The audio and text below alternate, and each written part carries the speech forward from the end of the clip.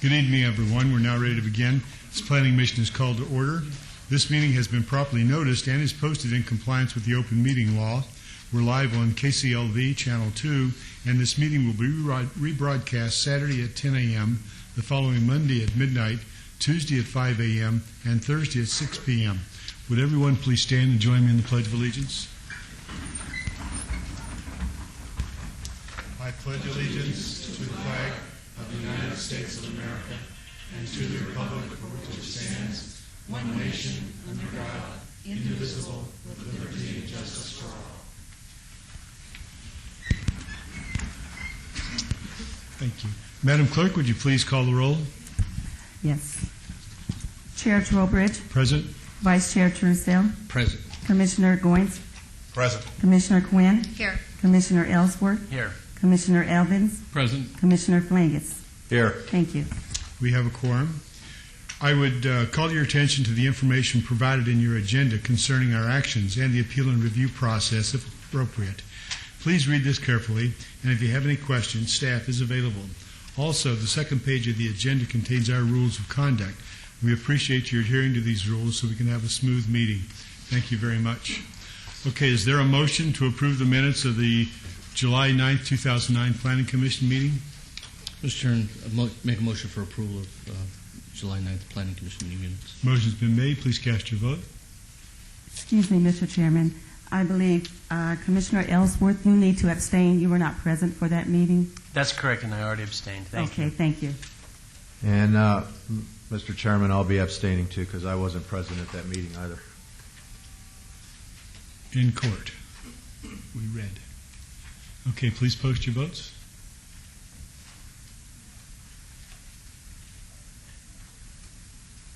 Thank you. Let's move on to our housekeeping items. Are there any items that commissioners, staff, applicants, or members of the public would like to pull forward for action? Mr. Chairman, item number 10, the applicant has requested this item be withdrawn without prejudice. And item number 25, the applicant has requested this item be obeyed to the September 10th Planning Commission meeting. Thank you. Thank you. Does anyone wish to speak on either of these items? Okay. Hearing none, Commissioner Truesdale, your motion on these housekeeping? Mr. Chairman, move that we bring those forward and follow staff's recommendation. Motion's been made. Please cast your votes.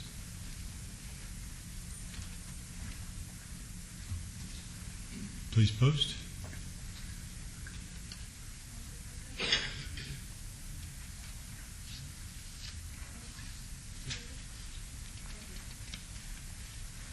There we go. Thank you. There are no consent items, so we can move right ahead to the one motion, one vote items. I'll read all the titles. Item number 6 is EOT 34971. The applicant is Ahern Reynolds. The owner is DFA LLC. It's an extension of time of an approved variance to allow a wall to contain no contrasting material where 20% contrasting material is required. It's at the northeast corner of Bonanza Road and Clarkway Drive. Item number 7 is an EOT 34974. The applicant is Ahern Reynolds, owner DFA LLC. It's an extension of time of a major amendment for an approved site development plan review for a commercial development of 30,000 square feet of hardware store, 30,000 square feet of office space, 40,000 square feet of covered storage area, and 60,000 square feet of auto repair garage major with a waiver of perimeter landscaping requirements and to allow a 10-foot wide buffer where 15 feet is required along south property line at the northeast corner of Bonanza Road and Clarkway Drive. Item number 8 is RQR 34844. The applicant is CBS Outdoor. The owner is WMC III Associates LLC. It's a required review of an approved rezoning which allowed an existing 80-foot high, 40 by 48-foot off-premise sign on property bounded by US 95 and I-15 and Grand Central Parkway. Item number 9 is the VAC 35041. The applicant is JHR Associates. The owner is Bell Oil Company, Inc. Is to vacate a 10-foot wide public sewer easement located on the east side of Pecos Road, approximately 140 feet south of Washington Avenue. Does anyone wish to speak on any of these items? Thank you. Todd Farley, 240 North 19th. On number 8, can we show that on the overhead exactly where that is? Please.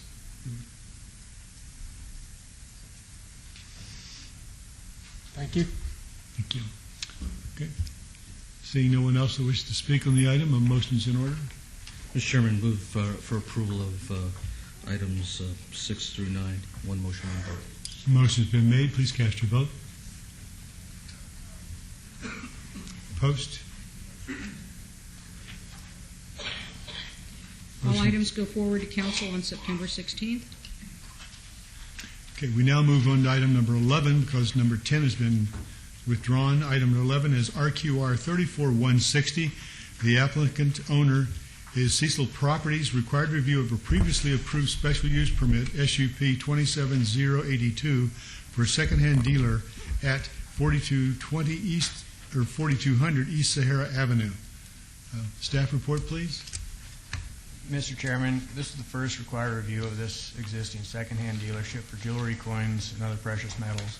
A field check of the subject site revealed that it is not in conformance with condition of approval number 5 of special use permit SUP 27082, which required that the parking lot be restriped to conform to the site plan date stamp 3408.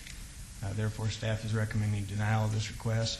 If denied, the previously approved special use permit will be expired. Thank you. Now I'd like to declare the public hearing open and invite anyone in attendance wishing to speak on the matter to approach the microphone. On behalf of the applicant, we have. Mr. Chairman, I'm going to abstain on this item because I do own an interest in a property within the notice area, and I believe I've abstained on this item in the past. Thank you. Lenny Ms. Starr, Starr. 7464 West Sahara, representing the applicant. This is a required one-year review for the use permit for a second-hand dealer, and staff is correct. We have changed the layout of the parking lot. In their staff report, one of their if-approved conditions at the end said that we should file for a review of condition on that original condition number 5 so that we would have permission from the council to officially use the new parking lot layout as part of this use permit. We have filed that application. That is, let me see if I can find the sheet of paper here. Okay. Staff can confirm that it has been filed. It's hard to see, I think, but it's ROC 35500, which unfortunately, because of the way the city planning system is set up, would not be heard by the Planning Commission. It goes direct to council. And it is agended for the September 16th City Council meeting, which is the same date that this item you are hearing tonight, our required one-year review, would also be scheduled for. So both of those items would be heard by the City Council at the same meeting, so they could make a decision at that time on whether or not the new layout for our parking is acceptable. I just tell you kind of what happened. We had some issues with utilities that we were not anticipating, and a guy wire had been added onto that light pole. Unfortunately, this is an old photo. And then the water district came in and added a box. There's now a box around this. Then they put in 2 bollards. Then those were removed. Then this bollard was put in. So back in June, when I had originally asked for this item to be obeyed, I'll be honest, at that time, we weren't positive we were going to be able to have 11 legal parking spaces. We thought perhaps the application we were going to need to file was for a variance to reduce our parking. However, with some squeezing, we did manage to get 11 spaces that were required to have on the site. We just had to reconfigure it through what I hope you will understand was circumstances we did not anticipate a year ago when we filed the original site plan. If I may then, so to cut the long story short, you earned the recommendation for denial by staff because you had not striped the lot in accordance with the condition. Since then, you have striped it, and you do have 11 parking spaces. Is the required number of handicap spaces in place? Yes, the handicap space has moved. Originally, it was Tell me how the clock was built. All I care is it there? And yes, as a matter of fact, that where we're required to only have 5 feet for the access on the passenger side, we striped that to a full 8 feet. So we have a full 8 feet for access into a van or other vehicle on both sides, plus the required width of the parking space for a handicap space. Very good. Thank you. Anyone else in attendance wish to speak on this matter? Mr. Chairman, I looked here and I see that I had represented one of the principals about 8 years ago, so out of an abundance of caution, I'm also going to abstain. Thank you for your conservative approach. Anyone else in attendance wish to speak on the matter? Seeing none, we'll declare the public hearing closed and turn it over to the Planning Commissioners for discussion and possible motion. Ms. Scar, would it be your representation that that the site is in better condition than it was before, and essentially that all of the, if approved conditions can be met? I just want to ensure that there's no public safety issue, and at the end of the day, if this gets approved, that it's better than what was before. I believe so. Condition number 2 that is on staff report says conformance to the conditions for special use permit, and I believe if the review of condition is changed by council, then that will become our new condition of approval for the use permit. So we would be in conformance and would not have to come back. Is that correct? And Yes. I did bring a couple of photos of what the site looked like a year ago before my client moved into this building, so that you can see the change. I remember. I don't think you need to demonstrate that, but I just wanted that on the record. And Director Wheeler, is it conceivable that if this were to be approved, that we can have an administrative review in, say, a year? Is that not in the conditions for the staff's recommended if approved condition? Mr. Chairman and Commissioner, it is not in the recommended conditions. If you wish to place it there, that would be an additional condition that this item will be reviewed administratively in 1 year.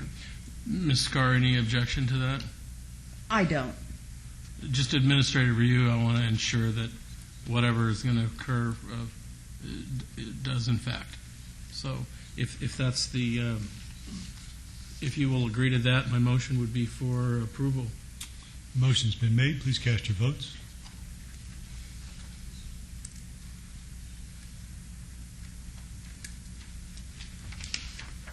Please post.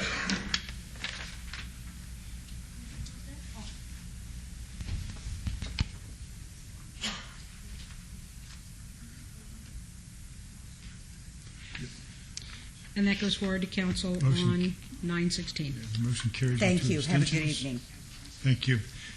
Item number 12, Site Development Review 34469. The applicant owner is Cardan Lindale North LLC, a major amendment to an approved Site Development Plan Review, SDR 4551, for an addition of vehicle display parking spaces, parking lot shade structures, facade renovations, and 2 porticoches adjacent to the south and east sides of the building at an existing motor vehicle sales new facility at 5550 West Sahara Avenue.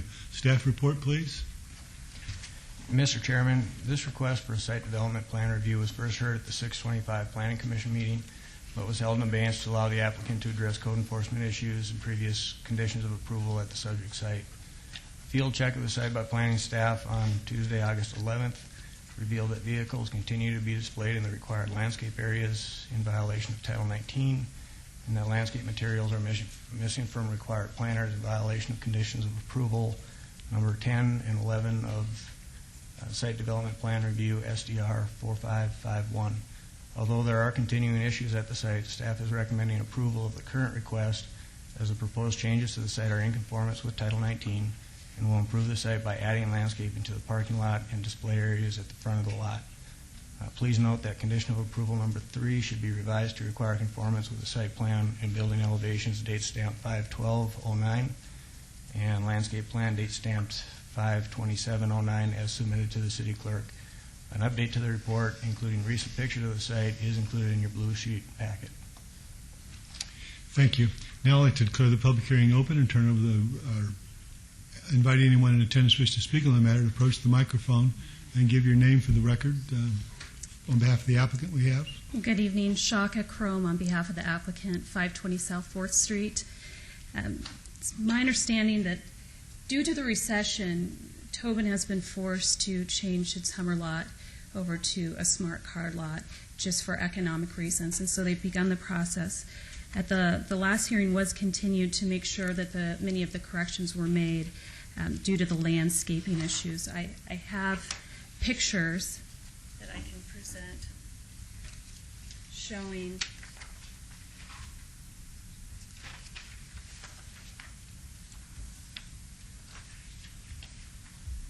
that many of the issues that were addressed at the last hearing have been corrected. And as was previously stated, the staff has recommended approval. We're asking that it be approved today. I've brought with me the applicant's architect, Mr. Jacob Young, if there's any questions, and he has the plans with him.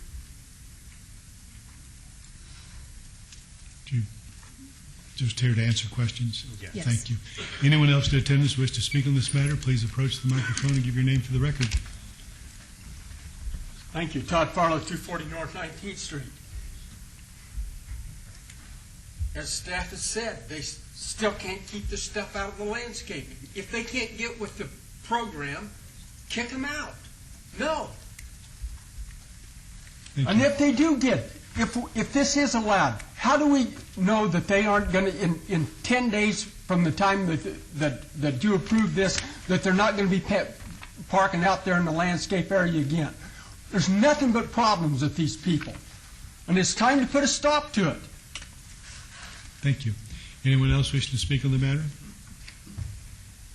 Seeing none, I'll declare the public hearing closed and allow the applicant the opportunity to respond to those, and maybe the photographs will provide clear evidence that I don't know if it was you that personally parked that big red Hummer there in the middle of the parking lot or not, but you got to knock it off. Right. You know what? I'll convey that. Unfortunately, it's not my Hummer. I'd take it in a heartbeat, but What for the about the pictures gray one? clearly, Is the gray one yours? That's right, parked the in gray one's landscape? not mine either. Jeez. But I'm just the attorney for them. But it's clear from the pictures that the landscaping has been corrected. I think the site visit was prior to these pictures being taken. And if this is approved, then we will, as their counsel, speak with them about ensuring that the landscaping is maintained per the ruling here today. But because of the fact that even in light that there were some landscaping issues, that the staff still recommended approval, and based upon the fact that in this economy in Las Vegas where dealerships are not staying open, I would ask that if they continue to follow and abide by anything that's outstanding, that it be approved today, especially in light of the fact that the staff has recommended approval. Thank you. Thank you. Okay. So does that mean that you're not going to park the big red Hummer in the parking lot? That's what that means, Nor sir. park out on the street? That's exactly what that And means. block the traffic so that you can't make a turn safely? You can guarantee that I will be on the phone first thing in the morning, and if it's still out there, it won't be there. Can I come by with my hammer and bang it on the fender when it's hanging out in the public right away? Do I have will the make sure attorney's- No, I want the attorney's approval for me to bang it with a hammer. I can't get that. Oh, okay. But I can tell you that I will be on the phone first thing in the morning and making sure that those cars aren't there. I don't think it's a problem when tomorrow morning. It's a problem 6 months from now, a year from No, now. and I I understand mean, that. this is the same dealership. I mean, same ownership that's Right. been there since it was built. And every time we've had an application, this is the same situation we've been shown. Okay. And I will. I think the smart dealership is nice, although I did see the architect's rendering, and all it had was Bentleys and Rolls there, not too many smart cars. But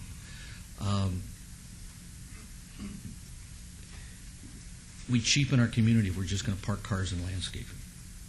No. This can. It's very easy for this park to look like some of the streets in L.A. that nobody really wants to be on anymore. Right. And I don't want to see dealerships boarded up. Right. I want to see vibrant dealerships.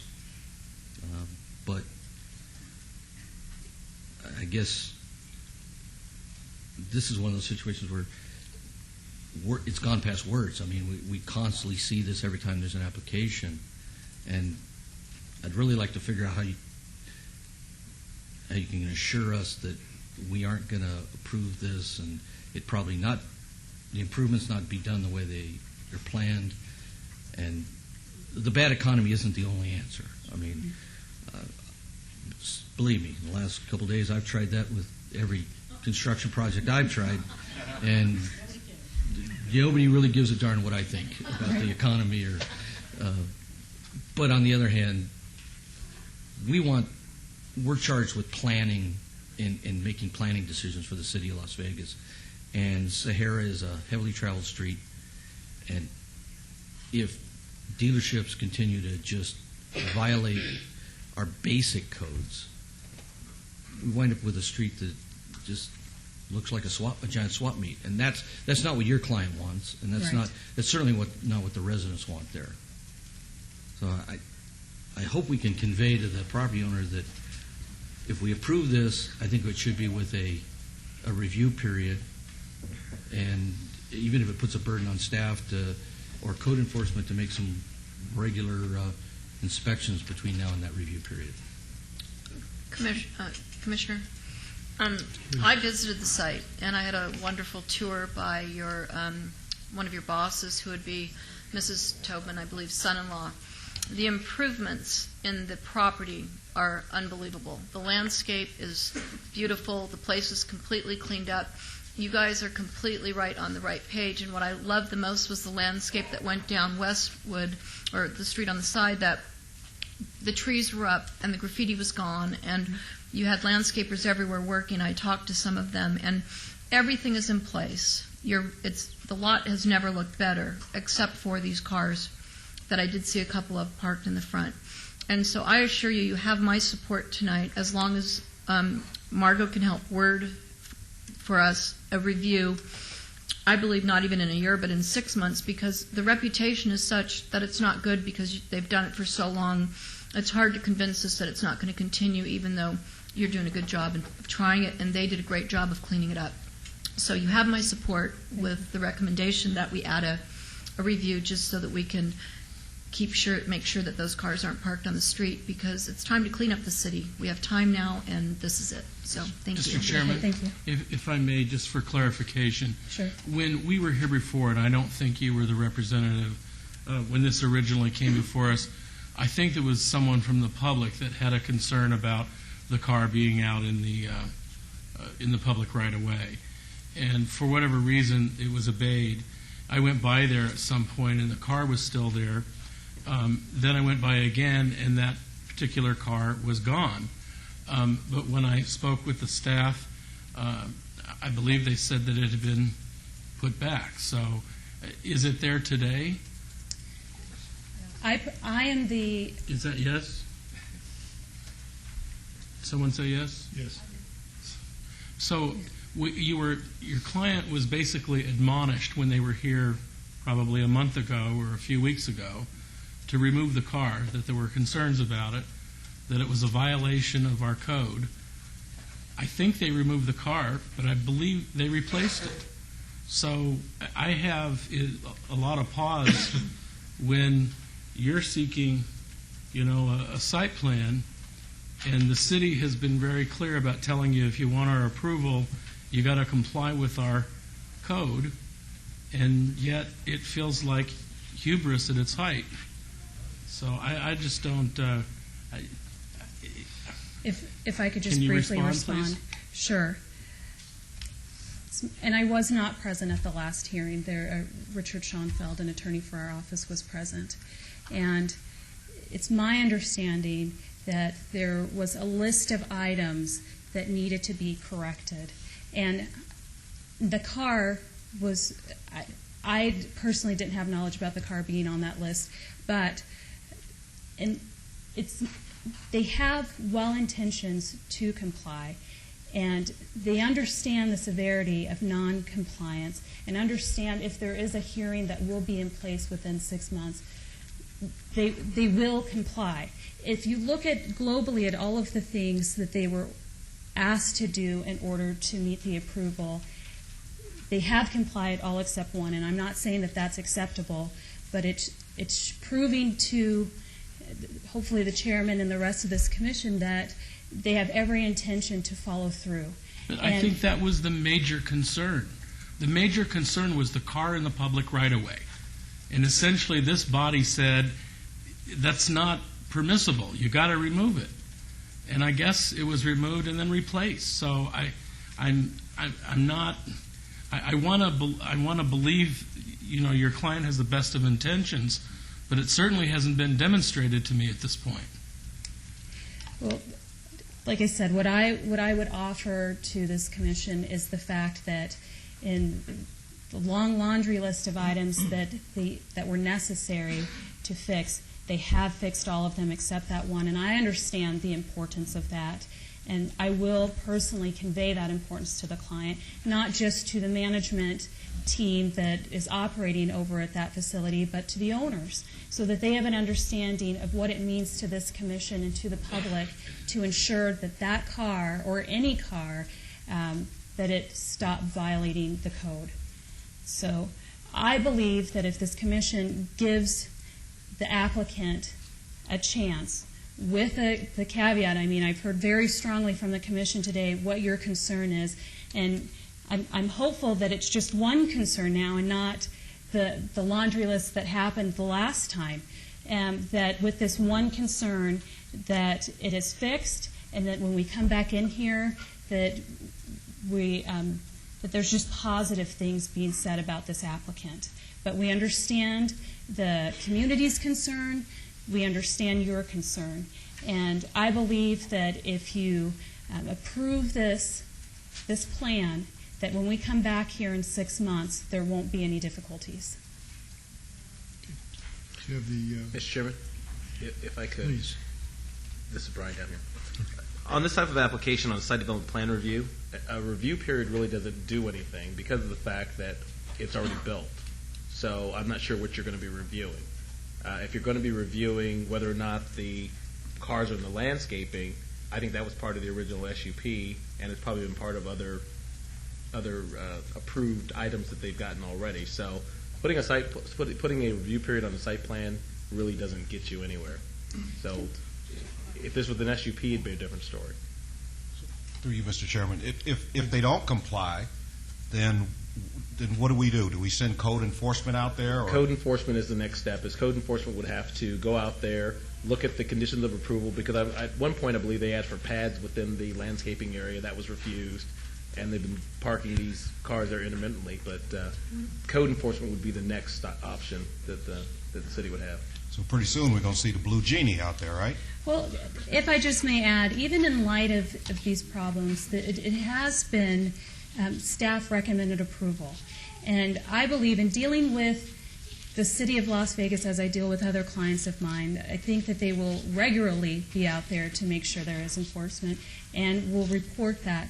I, as their attorney, will ensure that we work well with the city to make sure that we're not violating any code violations. And if I may, Chairman, referring to the staff report, there have been code enforcement complaints June 06, April 07, June 07, August 07, November 07. So there have been considerable amounts of inspections out there, and it is not as though the city staff has not been inspecting the facility. Chairman Wheeler, what is the outcome if we deny this request today? The outcome, if I may, Chairman, is that they would not be able to build the parking lot, shade structures, do the facade renovations, and add the porte cocheres. So if our concern is that they're not complying, and I'm not convinced they ever will comply, I think they comply to the extent that it serves their best interest, but when they can put a car out there to make another sale, they're going to do it. And I think they'll do it over and over and over again until somebody makes them stop. I respect what you're saying, but history has taught us differently, or tells us differently than what you're telling us. Well, in essence, this is the request for them to make the physical improvements. The issue, and I think I'm saying the same thing the city attorney did, that the issue of their compliance indeed has been an ongoing code enforcement problem, and the city has addressed that through code enforcement. But the issue before you this evening is whether or not they can make these physical improvements to their project. Understand the difference in the issues of code enforcement being effective and this land use decision. What can we do as a planning commission to help code enforcement to be more successful in enforcing the things that they're supposed to enforce? I mean, this is a long-standing problem that we all are well aware of. Every time you drive up and down Sahara, you see them parked on the sidewalk and in the landscaping. Unfortunately, the only thing you could do was make sure that they comply with the previously approved conditions. And how do we do that? I think through code enforcement? I think one of the conditions on this particular application is that they must be in compliance with all other approved applications. Isn't that right, Doug or Steve? That's probably the best you're going to do. Just having that condition which indicates they must be in compliance with all other previously approved applications. The landscaping, keeping the vehicles out of the landscaping, and on those things. Each one of those is considered a misdemeanor violation, and that's punishable by up to a $1,000 fine or up to a year in jail. But it's kind of hard to put a corporation in jail, so more than likely all you get is fined. So.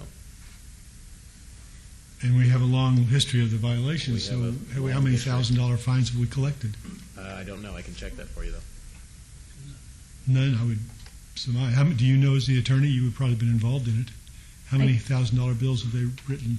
Your Honor, I'm not aware of how much money has been collected. What I would could ask, also go after them with parking enforcement because they're just parked on the public sidewalk. That's an expensive ticket too. Mr. Chairman, after a while, any business that keeps flagrantly violating the conditions can be called before council, and their license is in jeopardy. So at some point in time, it's going to get to the point where they're going to need to stop. Otherwise, their very business license is going to be in jeopardy. So, and that's when we get to that idea. point, Right. we're not sure. Here's what I would offer. If there are other mechanisms in place, such as the City of Las Vegas, such as fine violations, such as the possibility of their license being removed, those are all reasons why this applicant will comply. Knowing, which you have told me the history that you've had with this client so far, knowing where they are today, it puts them in a position where they want to comply, not only to build a better relationship with you all, but with the community as well. Again, I would submit that this would be not only good for our community to have these upgrades in place that are, and I know that you don't want to hear the economic argument, but it makes it more affordable for people within our community. They have taken care of the numerous landscaping issues and other issues that were presented at the last hearing.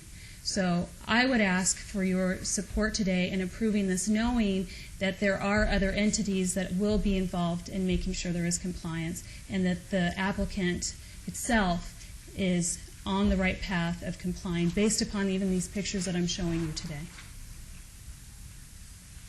Okay, sure. Any other questions? If not, I think we're ready for a motion.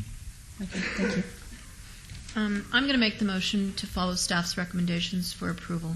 I've seen your due diligence, and I believe that you've kind of been scared straight. We're serious. So I'm going to make the motion for approval of SDR 469, following all staff's recommendations, putting in place, I don't know how to word, Mr. Scott, what I'd like to add to it for the review and for possible fine action and possible license revoke. So is there Again, I mean, like I said, I don't know what the review will do because the site will probably be built or in the middle of being Right. constructed at that time. So it's probably best to just go with the conditions as written Okay. and have the applicant agree to those conditions. The first condition on there indicates that they're to be in compliance with all previous approvals and just have them agree to that on the record and make sure that they are in compliance. So my motion is for approval with all previous conditions that you agreed to, that you have followed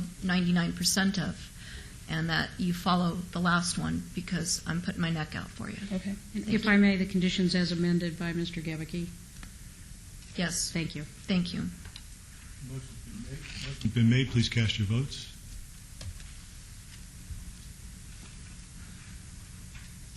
Motion carries. And that goes forward to City Council on August 16th. No, September 16th, I'm sorry. September. Right. Okay. Thank you. Thank you. We now move to item number 13, Site Development Review 34464. The applicant is Tower Realty and Development, LLC.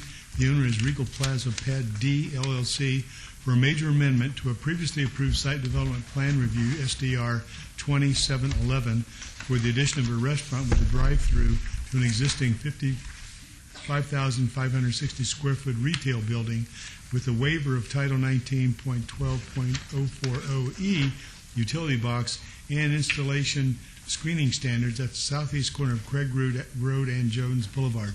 Staff report, please. Mr. Chairman, this request for major amendment to previously approved site development plan review was first heard at the 625 Planning Commission meeting, but was held in abeyance to allow the applicant to work on site issues. A revised site plan has been submitted that depicts the removal of 10 parking spaces at the north end of the parking lot, located along the west side of the existing building to reduce the congestion created by vehicles exiting the proposed drive-through into the dead-end parking area, but does not provide a turnaround for vehicles entering the parking area. The revised landscape plan depicts inadequate screening for the utility box adjacent to Craig Road, with the result that a waiver of Title 19 standards is still required.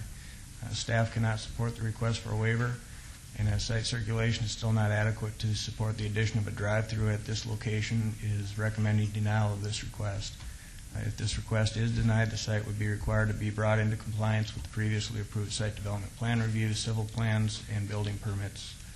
If approved, there is an added planning condition for a revised site plan and landscape plan to be submitted prior to or at the time of building permit submittal to depict the removal of the parking spaces and the addition of landscaping or plaza area acceptable to the Planning and Development Department.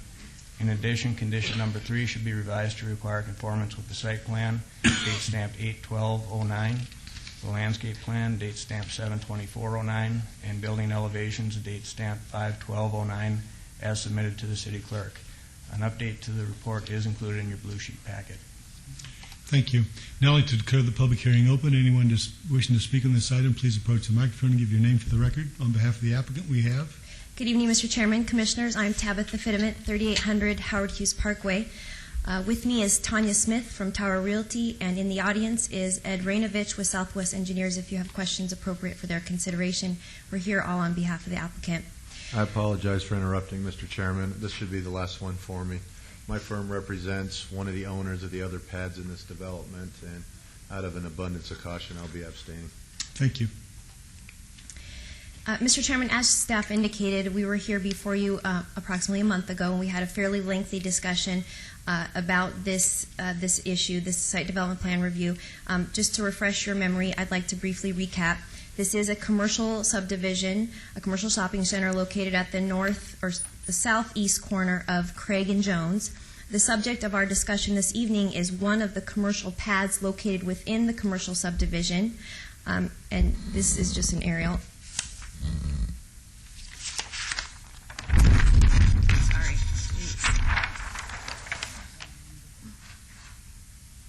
Okay, the site plan in front of you is a close-up of the pad site itself that we are going to be discussing. There are two main issues here. First is that there's a drive-through here that was constructed without proper entitlements. And staff, so we're here asking for your forgiveness and asking for the approval of the drive-through, obviously. Staff has two main concerns with the drive-through. One is the configuration of it, whether or not it is safe, easily maneuverable, as well as the landscaping that's already in existence. The site that you see in front of you is what is actually constructed today. Can you hear me when I'm here? So this is Craig right here. Jones is over here. You could either enter here off Craig or here off Craig, or if you're inside of the commercial center, you can access the site from obviously the other locations within the center. The drive-through is located right here. Here's the building itself. It's vacant today until this application approved if you desire to approve it. But if it is approved, it would house a Winchell's here and a Maui Wowie here. The drive-through window is located here. So you'd enter the drive-through here, and you come around here, and you'd exit here.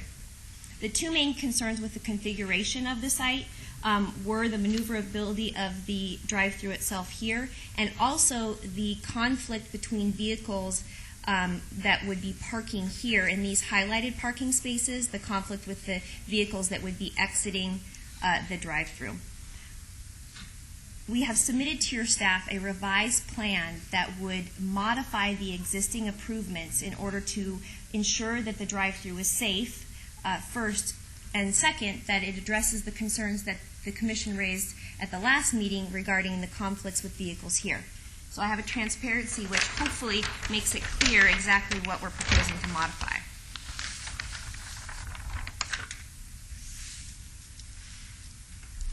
Okay, so the black lines represent the modifications to the existing infrastructure. First, we would be moving this curb here over closer to the building. So we are widening the existing drive-through.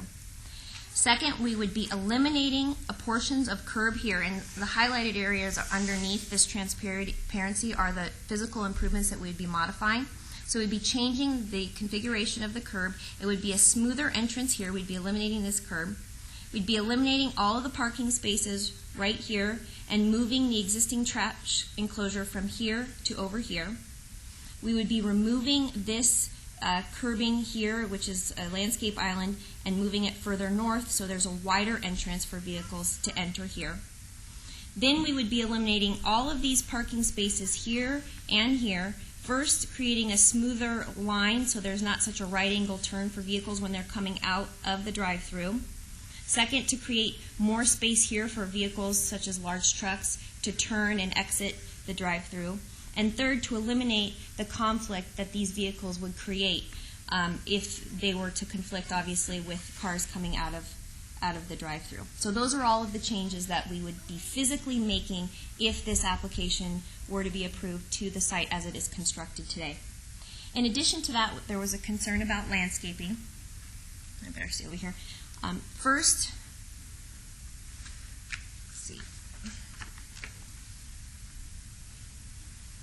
This utility box here, as you can see, it's located on the rear of the building. This faces existing residences, which are east of us. And there was concern raised at the last hearing about the aesthetics of this and how we could potentially mitigate that. With the elimination of all of these parking spaces, we are adding basically an additional landscape planter that would, like I said, this trash enclosure is going to be moved. So this entire landscape planter is going to be further south. So we've added numerous trees and bushes. I think it's Arizona honeybells, I think is the name of the tree, which rise to about 12 feet, which would effectively block this utility equipment from the oncoming traffic along Craig and also from the residents to the east. In addition to that, there's an existing utility box that's located here. You can kind of see it in the distance here. Title 19 requires that it be screened. It is not currently screened. We have basically 2 feet to work with around the existing transformer to plant shrubs and to also create some other screening mechanisms to block that transformer. And so what we have proposed and what we submitted to your staff was to build a trellis there and to have honeysuckle vines grow up the trellis so that you would not be able to view the transformer at all. We would still need the waiver technically because we don't have the 3 feet as required by code, but we've satisfied the intent of the code provision, which is to screen the utility box from the adjacent rights-of-way. So with those fairly significant modifications to the existing site and the addition of all of that landscaping, I think we've addressed the concerns raised by staff and you commissioners, either in meetings with you or at the last commission hearing. So I'd respectfully request your approval. And like I said, I'm here to answer questions if you have them. Thank you. Anyone else in attendance wish to speak on this item? Mr. Farlow? Yes, thank you. Todd Farlow, 240 North 19th Street. I'm interested in what the distance is between the corner of the building here and the utility box. Can somebody tell me what that is? Is the engineer here? Does she? Yeah, it's about 12 feet, I would say. Do you think that's right, Ed? Mr. Farlow? We're going to have the engineer check for us. Mr. Farlow, well, if everybody drives a tracker like I do, you know, you can get two-way traffic with a passing lane in there, but that's not, everybody doesn't do that. It might work, but I drive don't know. a big truck, and I went up there and personally drove the thing, and I made it through. Oh, okay. Slowly, but I made it through. Then you took that Hummer back to Tobin? No. Oh. Parked it in the lawn. I didn't hear it. I missed the joke. No. They're accusing me of driving a Hummer and parking it back on the lawn. I know where you didn't buy it. Anyone else in the audience wishing to speak on the matter? Seeing none, we'll declare the public hearing closed and turn it over to the planning commissioners for discussion and possible motion. Ms. Tabitha, what happened with the handicap spots? We got rid of one, is that correct? Yes, with the elimination of this parking right here, it would include the elimination of one handicap space, so there would be 2 remaining. And Commissioner, there's a condition of zoning approval, it's condition number 6, that would require us anyways to restripe these handicap spaces and make them van accessible so they'd have aisles on both sides. Thank you, that was my concern. Mr. Chairman, if I might, Tabitha, I want to compliment you on your efforts. This is a problem for me. I live nearby. I don't appreciate the effort, or not the effort, but the actions of the developer. I think that's underhanded.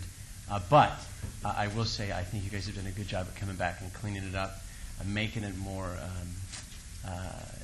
making it meet the requirements. So I appreciate it. I appreciate your efforts, and I'll be supporting your actions here today. Thank you. Thank you. Mr. Chairman, Please. as a matter of disclosure, I took the opportunity to meet with Ms. Fitteman in my office yesterday, I believe, and she went over the site plan in detail, and substantially everything that was represented here this evening is what was represented in my meeting in my office. I, too, would thank you for your efforts in making this more palatable. You had mentioned the landscaping and some of the trees, and I had a concern as well about the retention of the decorative rock so it doesn't spill out into the public right-of-way, into the street, sidewalk, making it impossible or difficult for someone in a scooter or wheelchair or even someone walking. Would you, was that addressed in the site plan? Yes, Commissioner, I apologize. I did mention that to my client, and adding some sort of plastic or cinder block to create a small little retention between the curbing and the rock so as to prohibit them from, spreading out all over the sidewalk is no problem at all. Okay, thank you. And I appreciate the additional landscaping and specifically the trees. I think, unfortunately, the pictures that you showed us before, everybody wants to be sensitive to the drought and our lack of water and use it resourcefully and judiciously, but sometimes under the guise of xeriscape, people just make a site ugly. Mm-hmm. I don't think a cow skull and some rocks is xeriscaping. Mm-hmm. So I do appreciate the additional trees and screening, and also your work. My issue was and always has been and remains the public safety, whether or not going through that drive-through will spill out into a parking lot and eventually hurt someone. And it sounds like with the elimination of some of the parking that you had an abundance of, you've managed to minimize some of the safety issues that I had. So thank you very much. Welcome. And I'd just add that actually I looked up the Arizona yellow bells, and they're actually very drought resistant. They require little water once grown, so it accomplishes both things. Thank you. Mr. Chairman, for no other comments, I move for approval of this item subject to all of the conditions by staff. As amended? Thank you. Motion's been made. Please cast your votes. Please post. Motion carries. And this One matter is abstention. final action in the absence of an appeal within 10 days. Thank you very much, Commissioners. Thank you. Now move to item number 14 and a companion item number 15. Item 14 is a general plan amendment 34597. The applicant is Dr. Arthur Weathers, the owner of 7201 Westwood LLC, is to amend a portion of the southwest sector plan of the general plan from C commercial to LIR light industrial research at 2701 Westwood Avenue. Item number 15 is a special use permit 34598. It's for a proposed 23,390 square foot, 100 inmate custodial institution with accessory dog kennels for training at 2701 Westwood Avenue. Note, this application has been amended for a proposed 22,790 square foot, 120 inmate custodial institution. Staff report, please. Mr. Chairman, the subject site contains an existing 26,638 square foot office warehouse. The applicant has proposed to establish a facility that in a portion of the building provides living space, reentry programs, in-house counseling, and job placement assistance for up to 120 parolees. The proposed general plan amendment and use can be conducted in a compatible and harmonious manner with the existing and future surrounding land uses in the area. And as such, staff is recommending approval of this application. Please note, we have received additional protests after publication. Thank you. We now like to declare the public hearing open and ask anyone in attendance wishing to speak on the matter to please approach the microphone and give your name for the record. We do anticipate several people wishing to speak, and so we'll start off and let the applicant make a presentation, and then we'll let the other people that want to make a presentation do so. We would allow the first speaker 5 minutes. We'll let them get their issues out on the table. But subsequent speakers, we would really like to, just in the order of in the interest of brevity, limit them to just a couple of minutes and ask everyone to bring out new issues that you want to bring out, just not to be repetitive. I mean, once a point is made, you've pretty well made it. We keep notes and remember, and you do have the comments on the record. So thank you very much. So now we'll start off. We'll have for the applicant we have Jay Brown, 520 South 4th Street, representing the applicant. With me this evening is Laura Drea. Also, the applicant, Dr. Arthur Weathers, is sitting in the audience as well.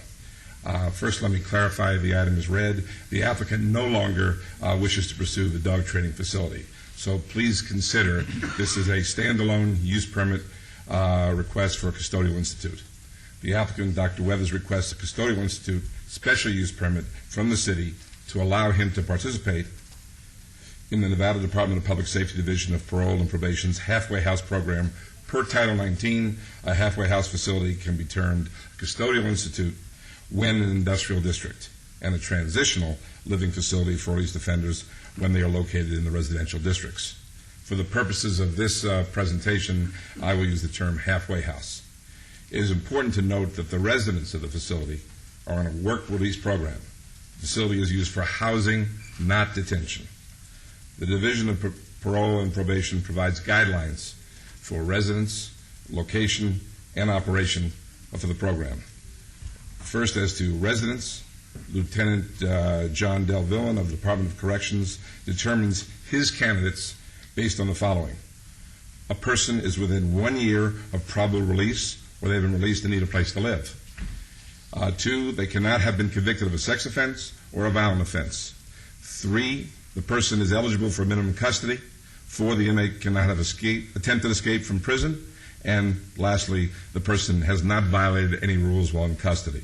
Of the suitable candidates, Dr. Weathers will select his residents, giving preference to first-time offenders, individuals that have committed white-collar crimes, and individuals that have served time for DWI offenses. Again, residents have not committed crimes of violent, gang-related, or sexual nature.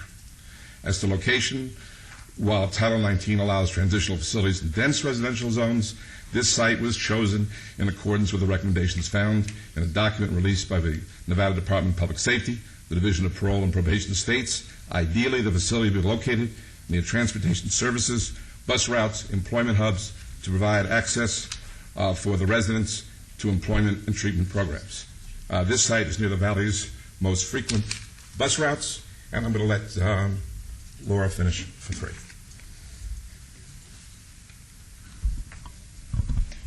The site is near the Valley's most frequent bus routes to access employment, and this is one of several reasons why this location is more suitable than their residential counterparts. Third, we'll touch on operations mandated by the program. Because the guidelines for operations are extensive, I'll list only the ones pertinent to this hearing. The operation must maintain annual licenses by the City of Las Vegas and the Nevada Department of Human Resources. The facility must be free from drugs and alcohol at all times. The facility must monitor visitors. The director must report problems to probation or parole officers immediately. Residents are expected to find employment within 30 days. In addition to the mandated operations, this facility will install indoor and outdoor security monitors, have 24-hour staff on site, and a screening room to which every resident must pass through to enter the facility in order to ensure outside visitors do not cause problems. A curfew of 8 p.m. will apply to all residents unless this curfew conflicts with their employment hours. Dr. Weathers will also establish house rules that ensure that residents do not loiter on adjacent properties. The building will continue to appear as a warehouse and office without signage indicating these halfway house operations. This is a great opportunity to participate in the solution to a very strained state revenue shortage. The U.S. Department of Justice tabulates the cost of detaining a person in Nevada to be $17,572 each year. This equates to an annual savings to the State General Fund of more than $2 million. Lieutenant John Del Villan is eager to work with Dr. Weathers. Your staff has determined this is an appropriate location, and I hope you agree.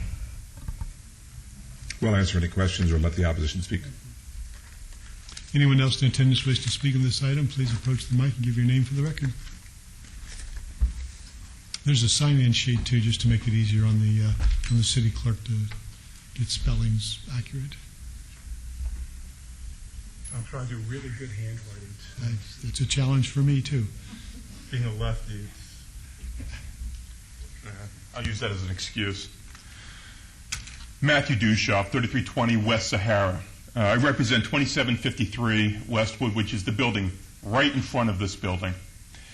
What they haven't told you in any of their applications is Dr. Kit Weathers is a dentist. He's a dentist. Dr. Kit Weathers has provided you zero, and I mean zero, experience in running one of these facilities. None. None whatsoever. And we're not talking a 10-person facility, maybe a 15, a small house. He wants to run a 120-person convicted felon facility. Don't let them fool you. He's saying, oh, look, these are just, people mistake. These are convicted felons. And he's provided you zero experience on running one of these establishments. Yet he wants to run one in my client's neighborhood. Now, again, they say no violent. You're right.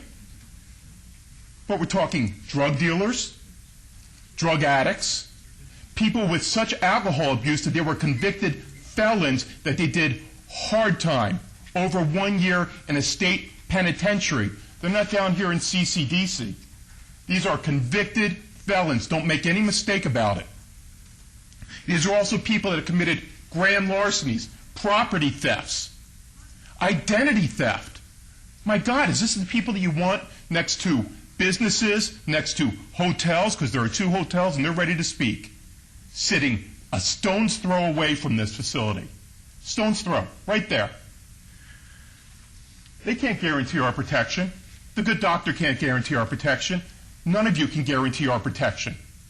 You just can't. You have 120 convicted felons, and they're not behind bars.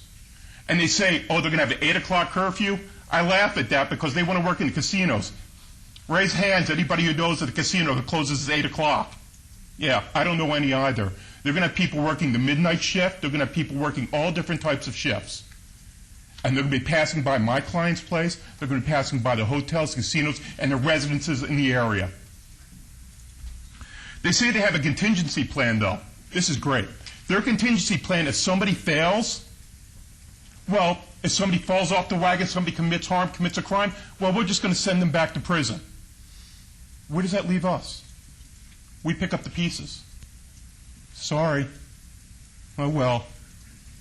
But they send them back to prison. That's their contingency plan? What does that leave us? You cannot sell our safety for profit. You know, the good doctor, I don't know if you guys are aware of this, applied before with the county for this. Matter of fact, it was last year. With the county, it looks like they applied November 25th, 2008. We have a letter from Jay Brown applying with the county for this, and it was approved in December of 2008 for the Golden Passages, Inc. Golden Passages was a non-profit company.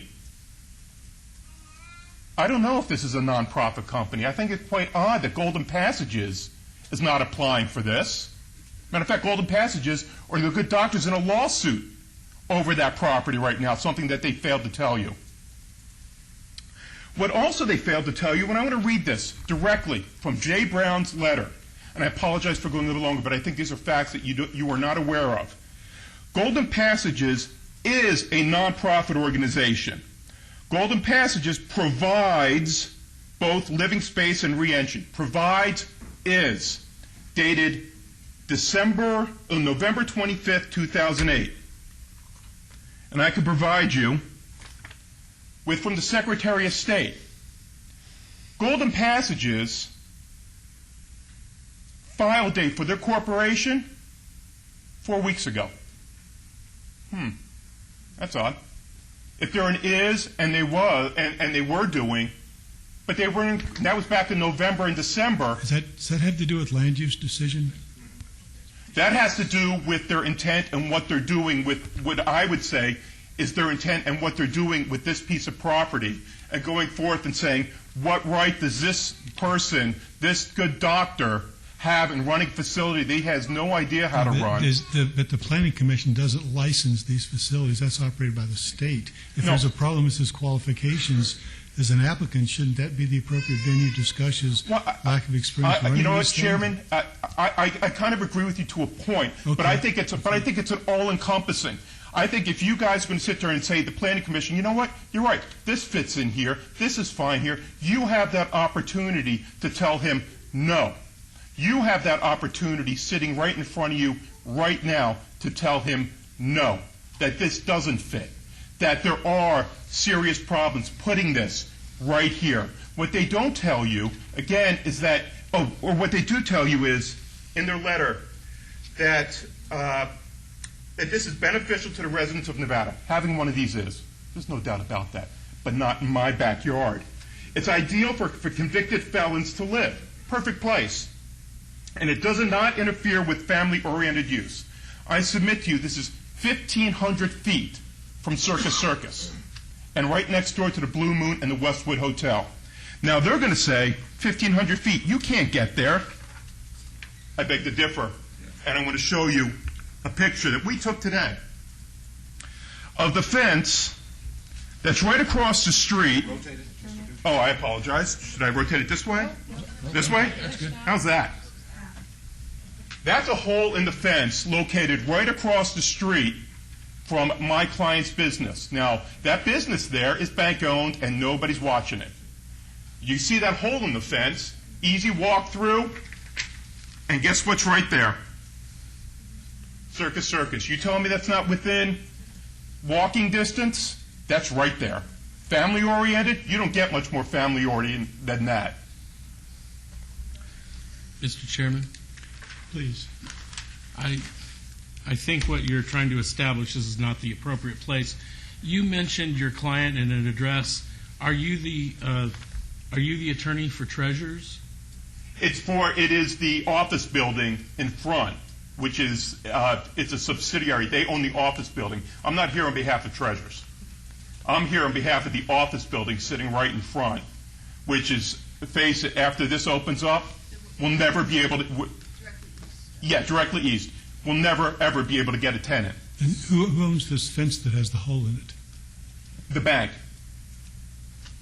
It's bank-owned property. And we're to hold the bank's lack of action to repair the fence against this applicant. I'm not doing anything. I'm just telling you. Oh, that okay. they're gonna All right. I'm just wondering. I was wondering to give your point any credit. Oh, or not. my Okay. point is, if you don't think these people have access to family-oriented areas that they can just walk to, you're sadly mistaken, and that's what they want you to say. I'm showing you they can easily get to these. These are drug dealers, okay?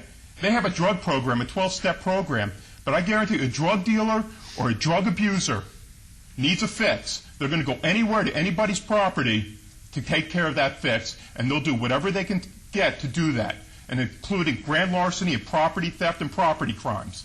Listen, it's very simple. Nobody wants this in their backyard.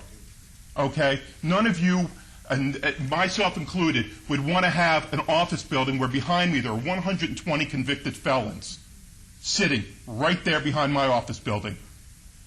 Now imagine having an office building having 120 convicted felons with somebody that has provided you zero experience on how to run it. Sometimes saying, I'm sorry, is not going to be enough. It's not. And I'm going to provide you with, you can look at it at your leisure, with 3 examples of people walking out of these halfway homes and committing serious crimes. You can look them at your leisure. These are just examples. Because again, in these cases, sorry was never enough. Thank you. Thank you. Anyone else in attendance wish to speak on this item? Please come and give your name for the record. Yes, thank you, Mr. Chairman. Todd Farlow, 240 North 19th Street. The previous speakers stated that nobody wanted this in their backyard. I want it. On the corner of 19th and Stewart's, a beautiful place to build a building and bring these people. You touched on the score spot, so I need to have some equal time here, too. You're looking at a person that just almost went there. Metro tried to put me in jail, 4 life sentences. That's life in prison without parole. The reason that I got out is because I could afford John Monmouth, and I didn't do it. If you got a public defender, you went to prison. That's the way it works. I live with these people that he's talking about. I was in jail with them. And I'm telling you, there's some nice people there that are just there because they didn't have the money to hire an attorney to get out. There's nothing wrong with these people. There's some of these guys, they served their time. They want another start in life, paid the time. So and that's what we need to give them. Again, I don't want it in this place because I want it on the corner of 19th and Stewart by me. Thank you. Thank you. Next. John Hessling, 2651 Westwood Drive. I'm the owner and manager of Blue Moon Resort. It's Las Vegas' only gay men's resort. I have spent the last 8 years of my life, blood, sweat, and tears, creating this resort from the ground up. If this property goes in next door, I'm finished. Once it gets on the internet, they're not going to call it a custodial facility. They're going to call it a prison. And try to sell a gay men's hotel off the strip next to a prison. I'm going to have 120 prisoners, felons, whatever you want to call them, parading up and down my front door every day. And a new batch of them every 30 days. I mean, put yourself in my shoes. If you had done this for the last 8 years, this is what you've lived for, blood, sweat, and tears. And this moved into the neighborhood. what would your decision be? If one of these guys, just one of the 120, goes south of the law, where's the first place they're going to hit?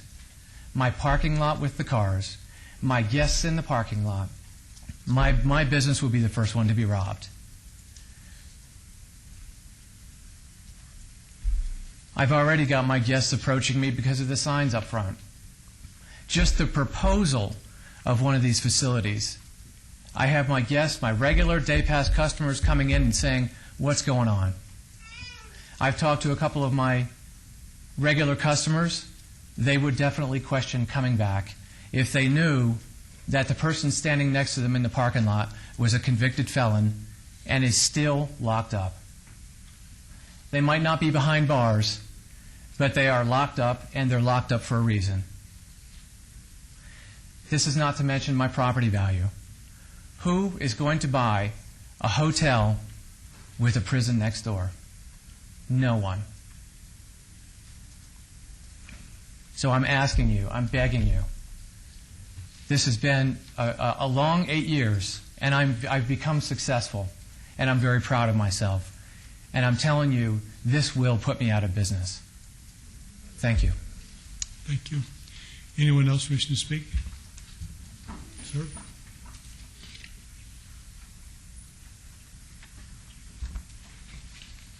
Hi, it's Dipesh Gandhi for Vagabond Inn, Westwood Hotel. It's 2601 Westwood Drive. Sign in, please, if you would, sir. Sure. Thank you.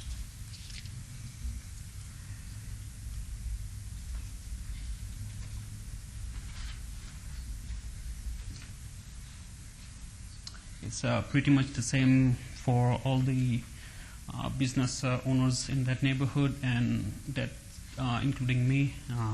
For the hotel owners, it's pretty much tough nowadays because of the economy. And like John said, next to a prison, it's going to be hard bringing in the customer and filling the empty rooms. You know, it's and they say it's near the bus station, but the nearest one is in front of the Palace Station, and it's pretty much a mile from where the location is. And they'll be walking through our parking lot. That's the only way to get out from that place. So I don't know how it's going to help these people, but it's going to be a very negative impact on our business. And same thing, like people today, they check Google it before they book anything, and if they see a prison next door, it's going to be very hard for us. It's going to be like, it's already 50% down, the occupancy, and after this, even if it slides down maybe 10%, it's like we are out of business. So I really want you to think about it before you make an approval about it. Thank you. Thank you, sir.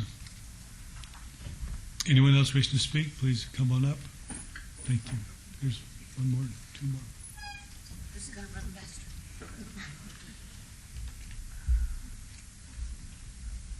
There's 2 microphones, ma'am. You can come up. You can come all the way up and sign in. And I just want to say, they've all been saying about the business point of view. Name and address for the record. Sorry, Christopher, West Sahara. I'm just saying they've all been talking about the business point of view, but I'm a resident right there. We have our house right there. And if, like they say, if something goes wrong, it just wouldn't be nice. You know, because you're talking about the well-being of a person. Where is, I mean, what? It's 3008 Wilmington Way. It's right behind the Palace Station. Okay, thank you. Ma'am?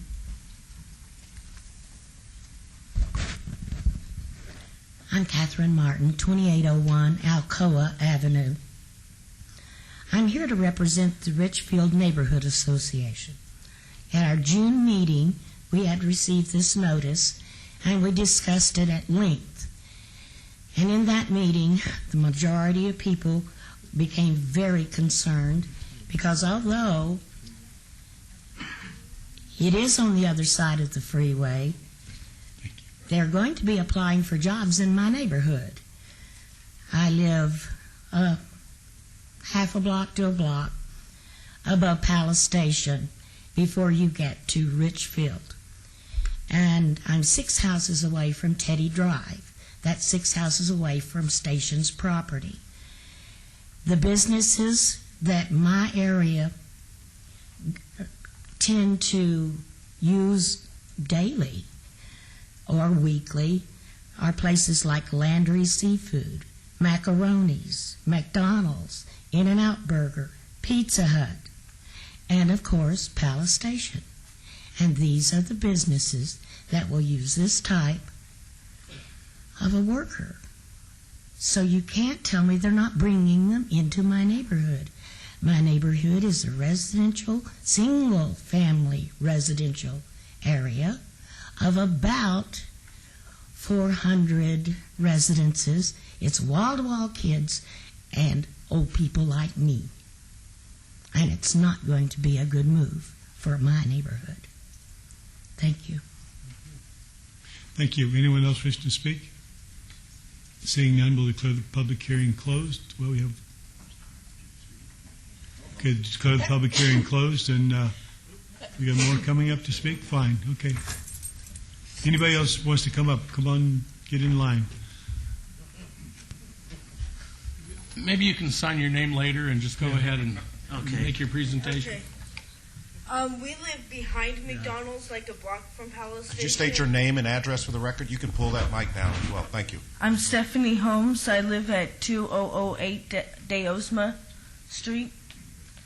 And we have kids in the area and everything, and I'm afraid for my son's safety. And I walk to work, and I work at Palace Station. And that bus stop they're talking about is right where she has to walk through to get to work. Name and address, please. Same. Yeah. My name is Leslie Holmes. I'm her husband. And I don't like this because her safety's at risk. Other people who work there live in the neighborhoods around there with their kids, and they walk there to work.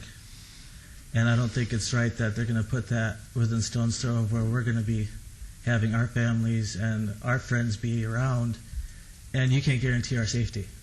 They can't guarantee our safety.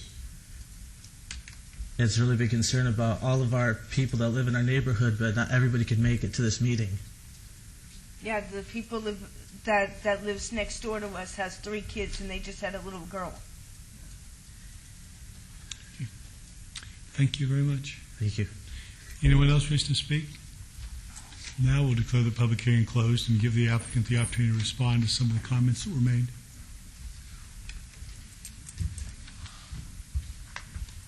I'm Dr. Arthur Weathers, and my address is 1128 Stork Lane. And I would like to address a couple of the issues that have come up.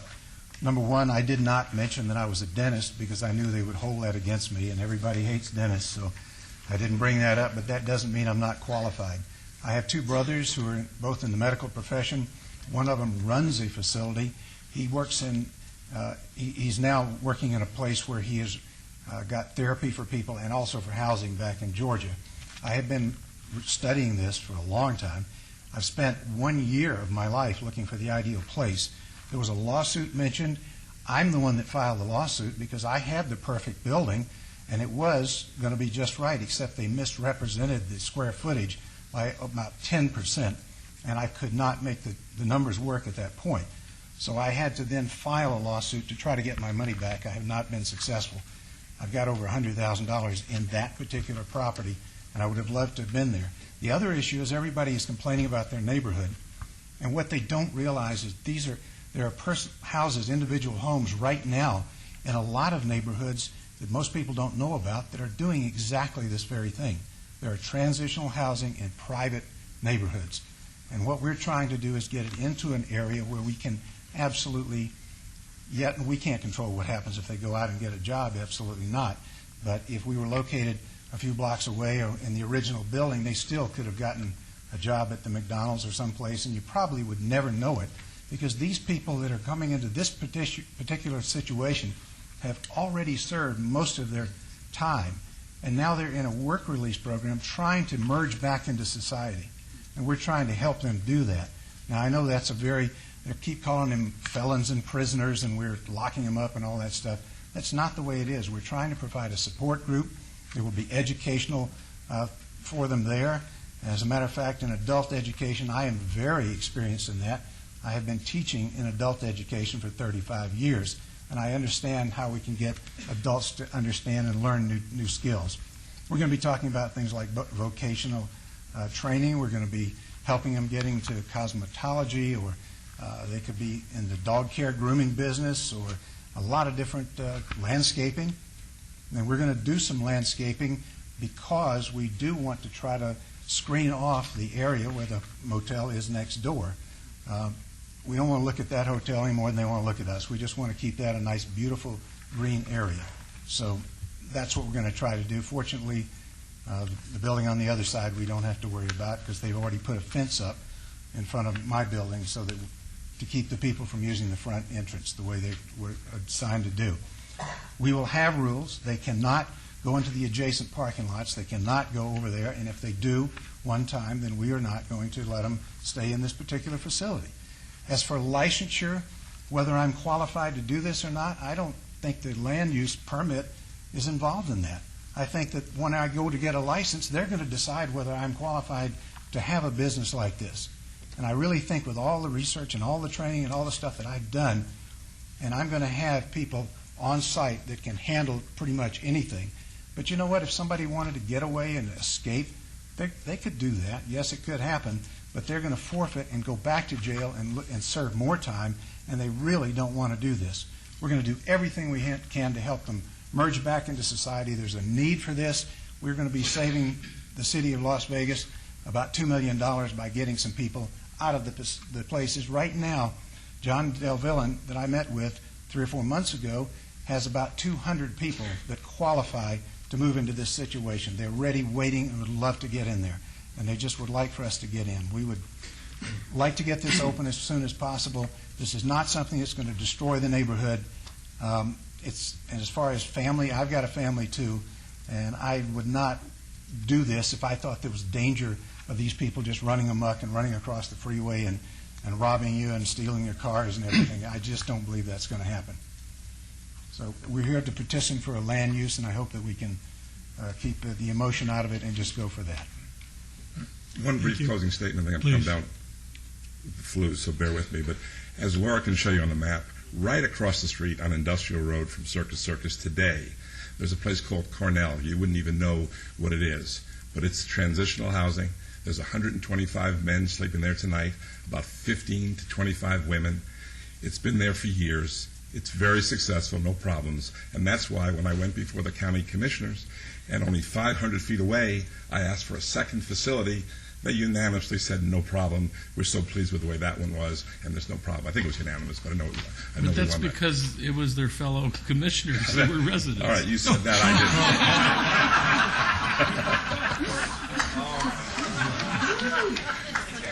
didn't. In any event. We're in the lightning round. Okay. Just want the record like I did not say that. Okay, that was. Would you like to continue after that one? No, I think everything. I can't top that. No, can't be done. And this is only item 15, so I don't know that. You pointed to where that existing facility is, and then where is the proposal here? It's okay. Thank you. Okay. Mr. Chairman, I have a quick question, if I may. If that's let me do the formality of the deal. Okay, seeing no one else wants to speak on this matter, close the public hearing, and now I'll turn it over to the Planning Commission for discussion and possible motion. Chair recognizes. Perhaps one of you can answer this. I'm looking at the map, and there have been representations and probably valid concerns from people who live over, it looks like off of Teddy Drive near Palace Station.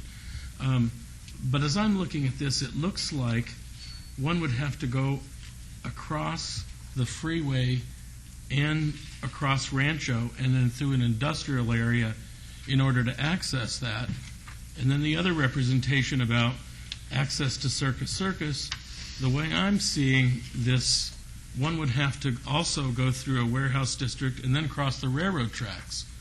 And I'm just concerned that if it's a halfway house, I don't think anybody's going to escape from the building. They're going to get on the bus and just keep going on the bus. I mean, it's not a Cool Hand Luke situation. But I'm curious, is there any residential nearby? We had two property owners that seemed to have valid concerns. One was an office building, and the other is a boutique hotel. But I'm not showing any residential. Can you clarify that, what the nearest residential would be? I don't think there is any residential nearby, is there? Laura, go ahead. You're correct that the nearest residential is across the 400-foot interstate and across Rancho. So an occupant would have to travel down Highland, over Sahara, and then walk down Rancho to get to the residential area. Thank you. Thank you. That concludes my question. Mr. Chairman, I have a quick question. We've heard talk about a possible bus stop. Where on the map are you looking at these folks getting on the bus? There's a bus route that travels down Industrial, and then, of course, all of the buses that travel up and down the Strip. I didn't anticipate any people traveling the bus route up back and forth on Sahara, but I suppose that could happen. Excuse me, did you say there's one on Industrial? Oh, I've been told there was one on Industrial, or there will be when Echelon is completed. There is. Yeah. Well, just do you, Mr. That was Chairman. one of the arguments against us. There was a bus stop Mr. there. Goins, you're the expert on that subject. Yeah, I happen to work for Veolia Transportation for a little over 7 years. There is a route that cuts through. It's just a cut-through route, but it's way farther south up behind the mall area, so I don't think it travels this far down. The other nearest route would be the Route 204, which travels east and west along Sahara. So I was out there yesterday, and to me the closest way to get to a bus would be to go, because you can't catch a bus at the turnout there at Sahara. You have to walk all the way back west up to the Palace Station in the Rancho Sahara corridor. So that would be where you would catch the eastbound Sahara route.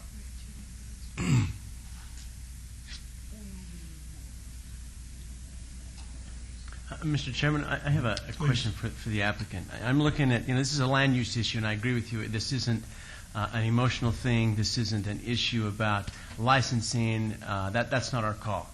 But it is a land use issue, and looking at one of the items, and the burden's on you to show us that you are entitled to this.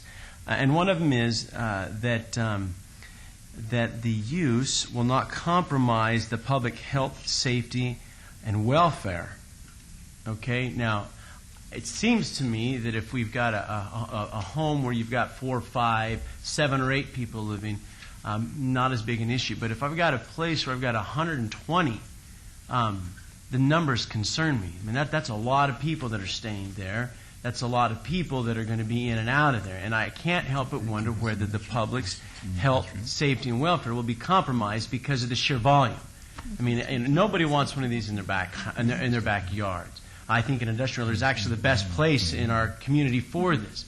But 120, and I'm concerned about that. So what's your response to that? Are the numbers going to be a problem here? I honestly don't think so, because they're going to be working different shifts, so it's not going to be 120 people suddenly pouring out at once. Incidentally, there's some private homes. There's at least one that I know of that has over 20 people in it, and they don't have any problems, and they are in a residential neighborhood. One of the things we've been told, though, is almost every one of these private residences are, I've toured a few of them, and the cockroaches almost drug me out the door. They don't have sprinkler systems. They don't have just the basic amount of square footage that's allowed. You have to have at least 50 square feet, and most of them do not. So these places are not being shut down because it's easier to look the other way because they don't have a better choice. And I think we are bringing them a better choice. And I know you're concerned about that number of people, but I really don't think that's going to be an issue. If it is, you can always shut us down, and then I will have made a horrible mistake. But I don't think that's the case. We have really researched it out. We're going to have several guards full-time there, and if they have to escort them to the bus stop or whatever it takes, we'll do that. And how many were in the other place, the federal one across the way closer to Circus? My understanding tonight that there are in excess of 125 men and in excess of 15 women that are there now. Present. Presently, that's my understanding, sir, and I'm pretty sure I'm right. And most people aren't aware that it's even there. We're going to do the same thing. We're going to keep a low profile. We're not going to put a big sign up, "Welcome to the prison where we've got a bunch of felons." That's not the issue. It's going to look like a warehouse where a lot of people come to work every day. And you know what? Some people will be working there because we're going to have them working on our landscaping, keeping the place clean, and doing routine maintenance. And there'll be a lot of people that will work in the house and will be able to do that. So let me ask you one other question. Suppose this does become a problem. Suppose we approve it, and then 6 months down the road, we have troubles. Everybody's got troubles out there. Would you be willing to consider a review? 6 months down the road, we take a review. Here's the look problem. At things. Here's the problem with a review. I'm going to spend a lot of money doing a build out and really fixing this place up nice. If you tell me we've got to have a review, I would just need to pitch tents or something because I can't. Well, that tells me a bit of your confidence in the ability of the Dr. of the Weathers, facility. let me suggest that you may have your representative answer Okay. that. Okay. And I was also going to ask one other thing. Parole and probation, we're talking about a licensing process. They monitor it, okay? This will be constantly monitored. So if the state is not happy with the way it's run, they're going to close them down. They're going to close them down. But The probation officers visit their people on a regular basis. They're there, so they're going to be monitoring on a constant basis. Mr. Chairman, I don't mean to interrupt you, but I just want to be real clear. If this sees my support, it likely will be if there is a recommendation for a period of review. I think that gives the city and the citizens a level of protection. It's pretty standard on a special use permit, and if you wouldn't agree to that, I certainly won't consider voting for it.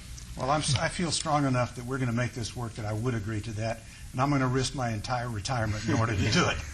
Because if I build this out and it doesn't work, I'm going to have to go back and get a job in McDonald's myself. So. Commissioner Ellsworth, I didn't mean to interrupt you. Excuse me.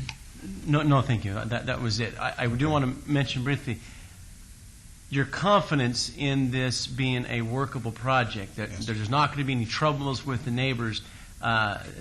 If you're not willing to risk it on a review, that tells me you really don't have any confidence and you're just here trying to blow smoke and try to get something. But if you're willing to say, no, I'll give a 1 year review, absolutely, or a 6 month review, or whatever it is, because you're confident that nothing's going to happen here, well, then that tells me your confidence in the deal. There won't be any trouble unless some of the neighbors cause it. I mean, we're going to keep that. We're going to tell people that they have to be on their best behavior because this is their last chance. They're not going to be able to go in and come right back out if they don't do something. And this is being done in a lot of different places, and people are trying to merge back into society, and that's what we're trying to do for them. By the way, I apologize for that last remark. We're not worried about our neighbors. Okay, I have a couple of questions and a comment. You know, with the state of the financial affairs of the state of Nevada, you know, and the prison populations, I think we're going to see more and more people being released early. And so, you know, the work release programs and the housing of the people involved in those programs going to become a much more significant issue for us to deal with. Absent a facility that can accommodate 120 people at one location, to accommodate the same 120 people, we would have to have 20 six-person homes scattered throughout our neighborhoods. That, to me, is a very large concern, particularly when you start thinking about the economy of scale that can come involved in a 120-person facility where they can afford to hire counselors and security and all the things that are necessary to run a proper facility versus someone just coming into the neighborhood and renting from the bank a foreclosed home that's got 4 bedrooms and let's slam a bunch of cons in there. And now they are in my neighborhood. And I think the likelihood of that becoming a problem is significantly greater than a committed facility where someone has got their life savings invested in a business venture. One person's business venture should not unduly influence another person's business venture, though. And there ought to be a way that we could make them fit together. You know, I'm very concerned that we have several businesses in that neighborhood that don't need to be negatively impacted. And I think that's a very valid consideration for us to take into view. That comes into play under the special use permit category. The general plan amendment seems a land use decision, and it is a compatible activity. I don't have any problem with that side of it. When we talk about the special use permit, though, we can get into a lot more discretionary judgment on behalf of the Planning Commission. You know, we talk about making it aesthetically pleasant, and but yet when I saw the renderings for the facility, it did nothing to address any green around the facility whatsoever. You know, and so all you've got is a dormitory that's going to be constructed inside an existing warehouse. You know, I'm happy to see that the kennel proposal was eliminated, but still we're left with no green space where a person could go out and sit under a tree and read a book, and that bothers me to probably a larger degree than it would most people. Feel free to add a condition, Commissioner. Okay. Also, Mr. Duchef, I hope I don't mispronounce his name, but he spoke very passionately about the presence of druggies and drug dealers there. But yet you mentioned we were just going to have DUI offenders and white-collar crimes. We have several attorneys up here that probably can correct me on what constitutes someone that comes out of a prison versus someone that goes to the county jail. It's 365 days versus a year and 1 day or something. As a layperson, I thought that's how it was defined. But I've heard of people that are involved in homicide or vehicular homicides where car wreck and somebody gets killed, they get sent to prison for a couple of years. I don't see them as being a menace on society. If that's the type of people that are going to be there, they committed a horrible crime and deserved every day they did in prison. But to say that they're also all of a sudden going to be out mugging people in my parking lot, I think that's a far stretch. To have somebody that's been convicted of writing bogus checks or embezzlement, I don't think they're going to do that to me in the parking lot either. You know, but somebody that's a multi-conviction drug dealer just might be out in the parking lot trying to sell dope. Are drug offenders going to be residents in your facility? Do they fall into the white-collar crime category or not? We're going to screen the people that are applying, and if they have got a history of being a drug dealer. Now, if they've been on drugs and they've gotten off and they've been rehabilitated, we are going to have AA meetings there every single day. We've already spoken to them. We've provided a room and a facility for that to happen, so that you don't even have to travel away to get to that. But if we were to find somebody that was trying to get back into the drug dealing business, of course we would get rid of that person. We'll do our best, because the lieutenants that are going to help us pick the right people to come there, I don't want a drug dealer in this building. They're going to help us by pointing out people that are more prone to do that. And there's so many people that will be applying, I think we're going to be able to make a better choice and pick the best people, hopefully. Yes, we'll probably make some mistakes, and I hope that we don't make any that hurt anybody, but like you said, it would be better than having that same person be in a residential neighborhood where they would have a lot more freedom. Dr. Withers, you come across as a genuine individual. I did take an opportunity to meet with your representatives, and I think my words were, let's see what the neighbors have to say about this. And really, there are very few places where this works. We can talk all day long and talk about where it works and where it doesn't work, but there are very few places. This, on paper, appeared to be the most appropriate place. Near job centers, relatively close to transportation. The surrounding businesses, people tend to not care about as much. And I don't mean that bad to the neighbors, but, you know, not to be people losing sleep whether we impact a strip club or not. Not to people losing sleep if we impact an adult business. We should, from a land use perspective, and that's our job. But I really wasn't coming here tonight to worry about your qualifications and whether. But listening to you, it's like OJT. I mean, you're sounding like you have no real understanding of this. You have a brother that does it. I mean, you've taken what I thought was a fairly good land use issue, and you've totally talked me out of supporting this item by your uncertainty and how you presented this.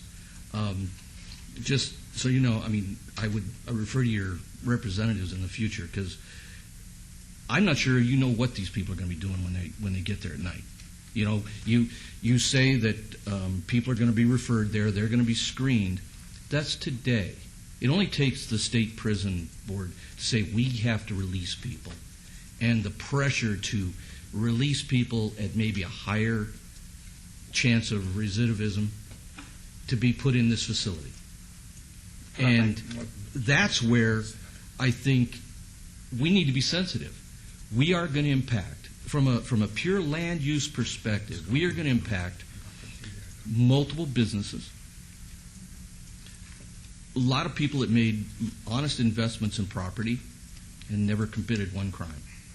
Never spent a day in prison. And I understand what Todd says. I mean, everybody who serves their time deserves a chance and deserves an opportunity to get, but not at the mercy of everybody who did everything right and busted their ass every day. I mean, in real honesty.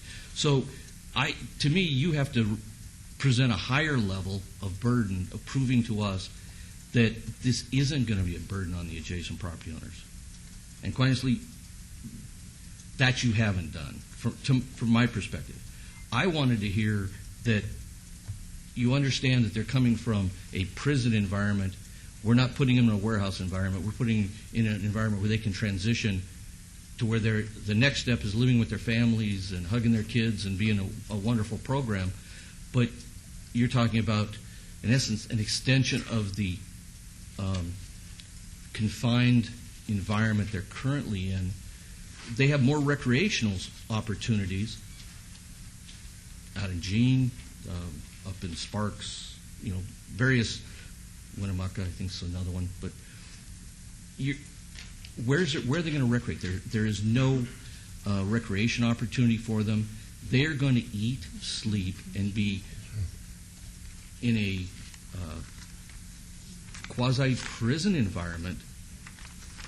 Where's this transition happen? You say you're going to give a space to AA and hold meetings. Well, I thought you were operating the facility and you were the guy running this stuff, and you really have a handle on these programs. But you say you're going to subcontract that out, put this guy in here, put that guy in here. We'll have somebody come by and run a food cart by. I'm really concerned now on what has been presented, and convince me that we've got something that isn't going to put an adjacent business owner out of business, because you're worried about your retirement. He's already made his investment in the property. He's spent his 8 years, and he's invested everything in that environment. He's done everything he's had to do. You only need to make one small mistake, and he's done. I mean, one incident, he's done. Whether we like the adjacent use to the north, you're talking about 120 men, and the nearest parking to this building is where, as was presented to us in previous applications, all the dancers park for treasures. Are we creating an environment that is compatible to the neighbors? And that's what I think you have to convince us. I'll let Laura say a few words, but Commissioner, this is light industrial. If not in light industrial, I say respectfully, where.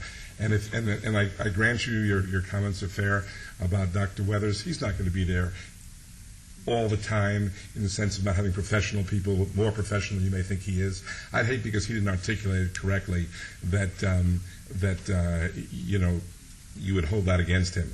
The location is right. The licensing procedure will make sure that he is qualified, and there are qualified people all the time. And they'll also make sure, parole and probation will make sure that it's qualified all the way. And then plus, from what I heard from the commissioners, there's going to be a review. So if anything else fails, we have the review as safety. But I think Laura would like to just show you about the recreational facility and some other things there. Certainly, one of your questions was about where will the people recreate.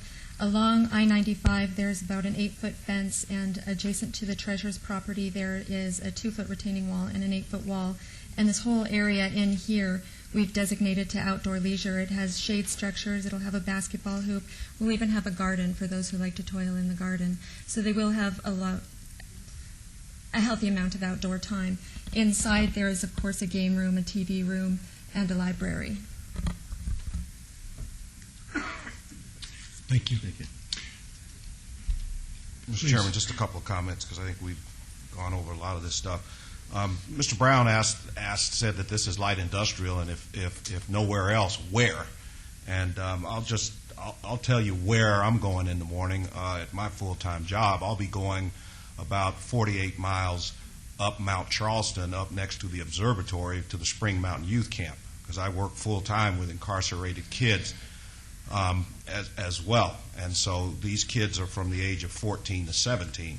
And when I read some of them's rap sheets, it's kind of eye-opening. And it's even more eye-opening when you see them bring the kids in shackled at the waist and the feet.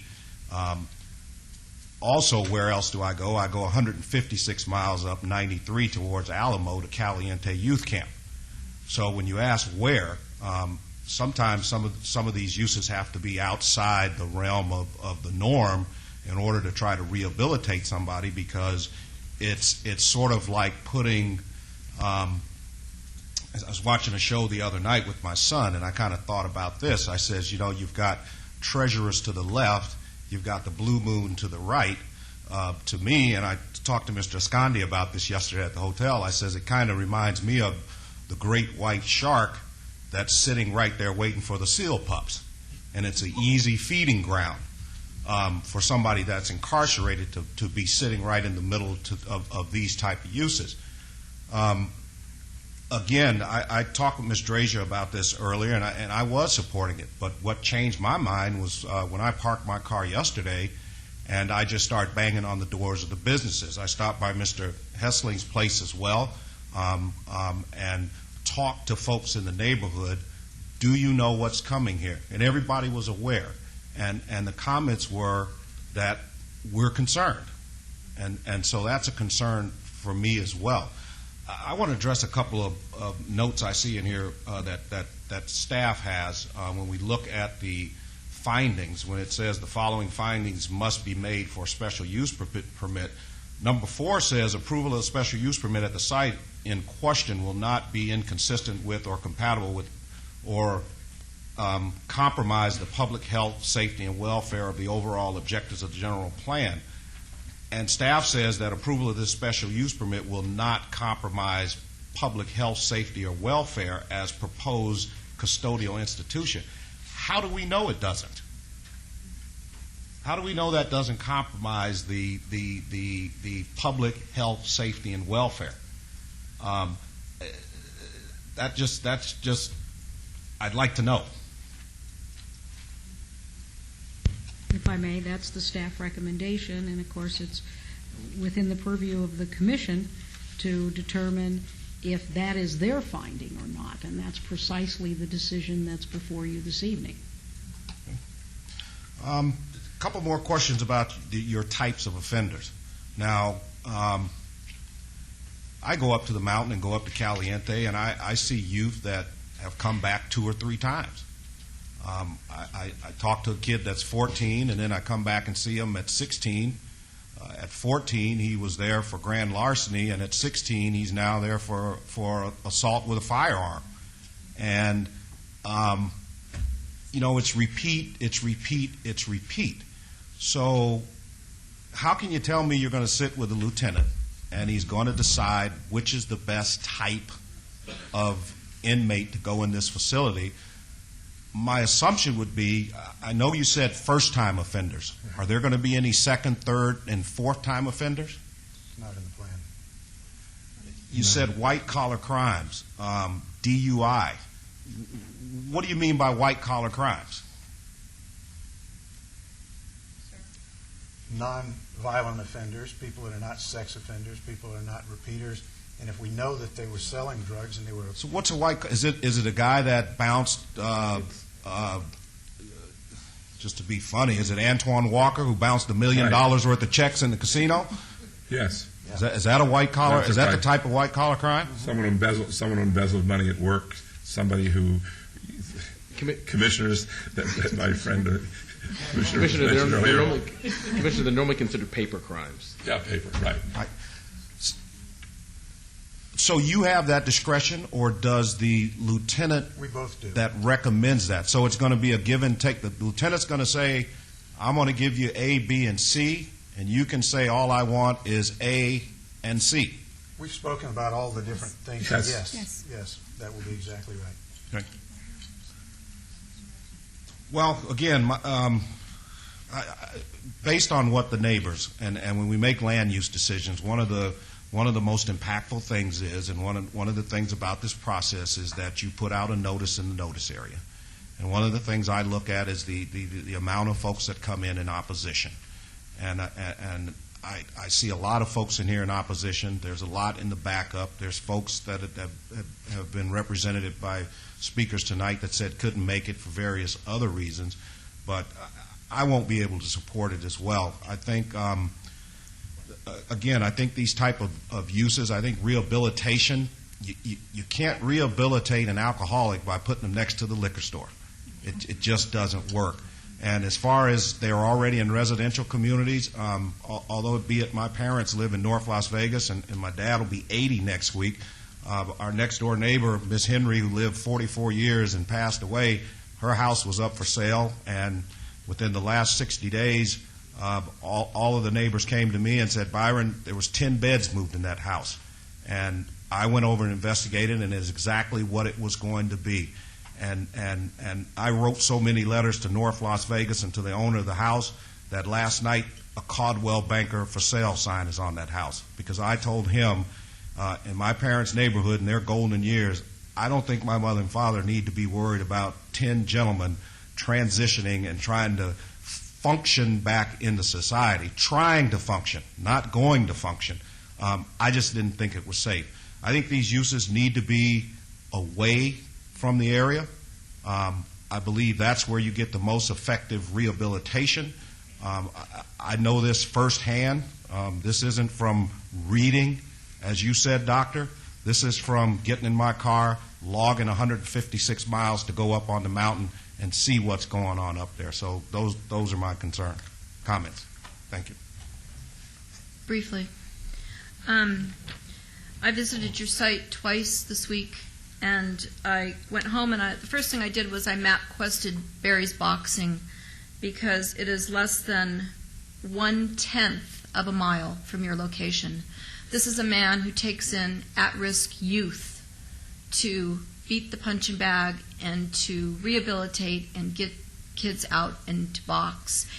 And this was one of the uses that I felt your thing was too close to there.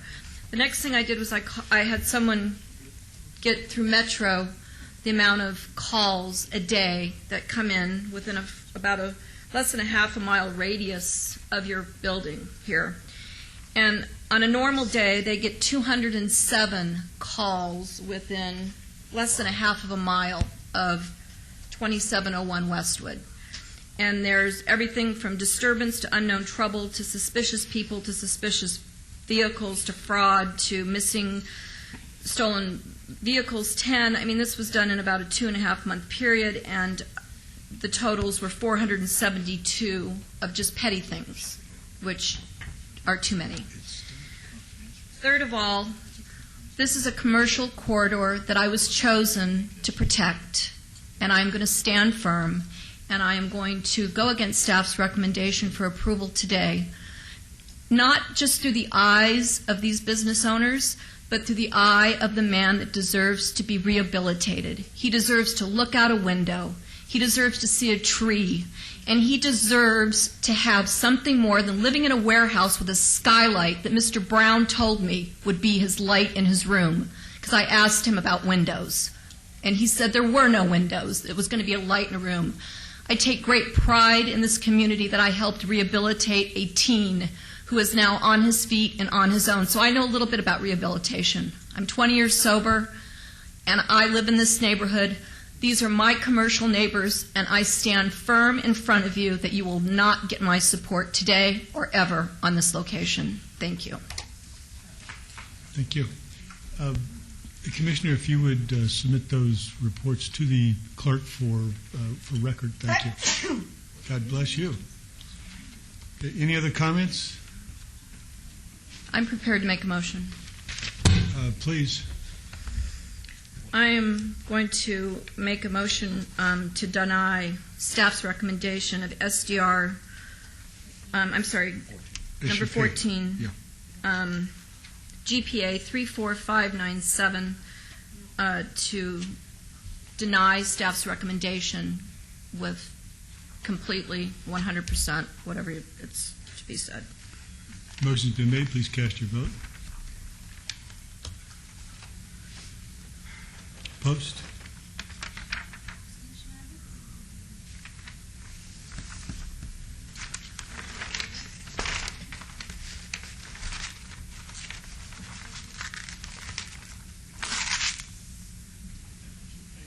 Motion fails. So we need another motion.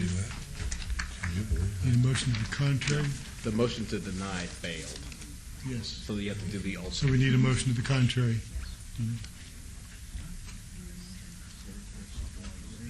No. Does this require a super majority? The motion was to deny. Correct. That It motion failed. failed. You need to do a motion in the alternative. And will that motion require a super majority? But that motion will require 5 of you to vote in the affirmative in order for it to be approved. Because this is strictly the land use decision, not the special use permit. I'll make. We need a motion in the other direction. What is it? Well, this was the motion to change it from what it is to light industrial. Mr. Chairman, Just the zoning. I'm not changing. the general plan amendment, I strongly believe that if there were a place for this kind of facility, it would be in an industrial area. And this is a really tough vote. I feel strongly with my Commissioner Quinn. She's very passionate about it, and I would often defer to her. She knows a lot about this area. But I think there's some conceptual issues that probably were addressed on the record. One is that we need facilities that transition people. This isn't a rehabilitation center. It's to transition. So when you take them out of the community, when you go to Caliani or Sloan or Jean, there'd be no opportunity to get a job.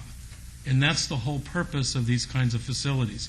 People who have committed a crime, a white-collar crime, they've paid their time, and they need to be reintroduced into society and hopefully become good members of society. It's my hope that if this ever does get approved, that the applicant will work with the adjacent landowners to be an exceptional neighbor. My thinking is, if you have people who don't have jobs yet, that perhaps they could assist in landscaping or at a modest fee, just like prisoners would at a reduced rate, would be able to, offer services to the adjoining businesses.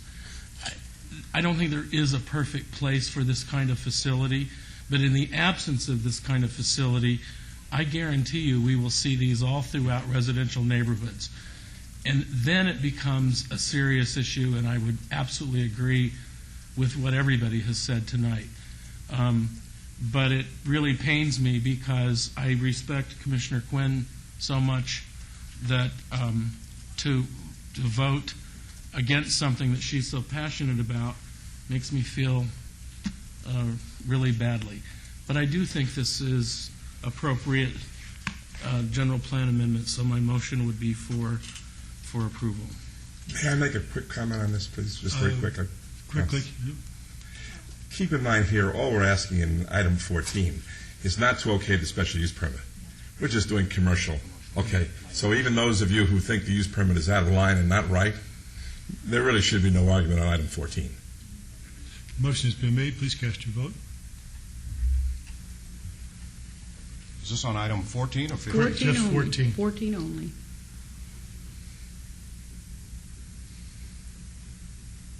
Post.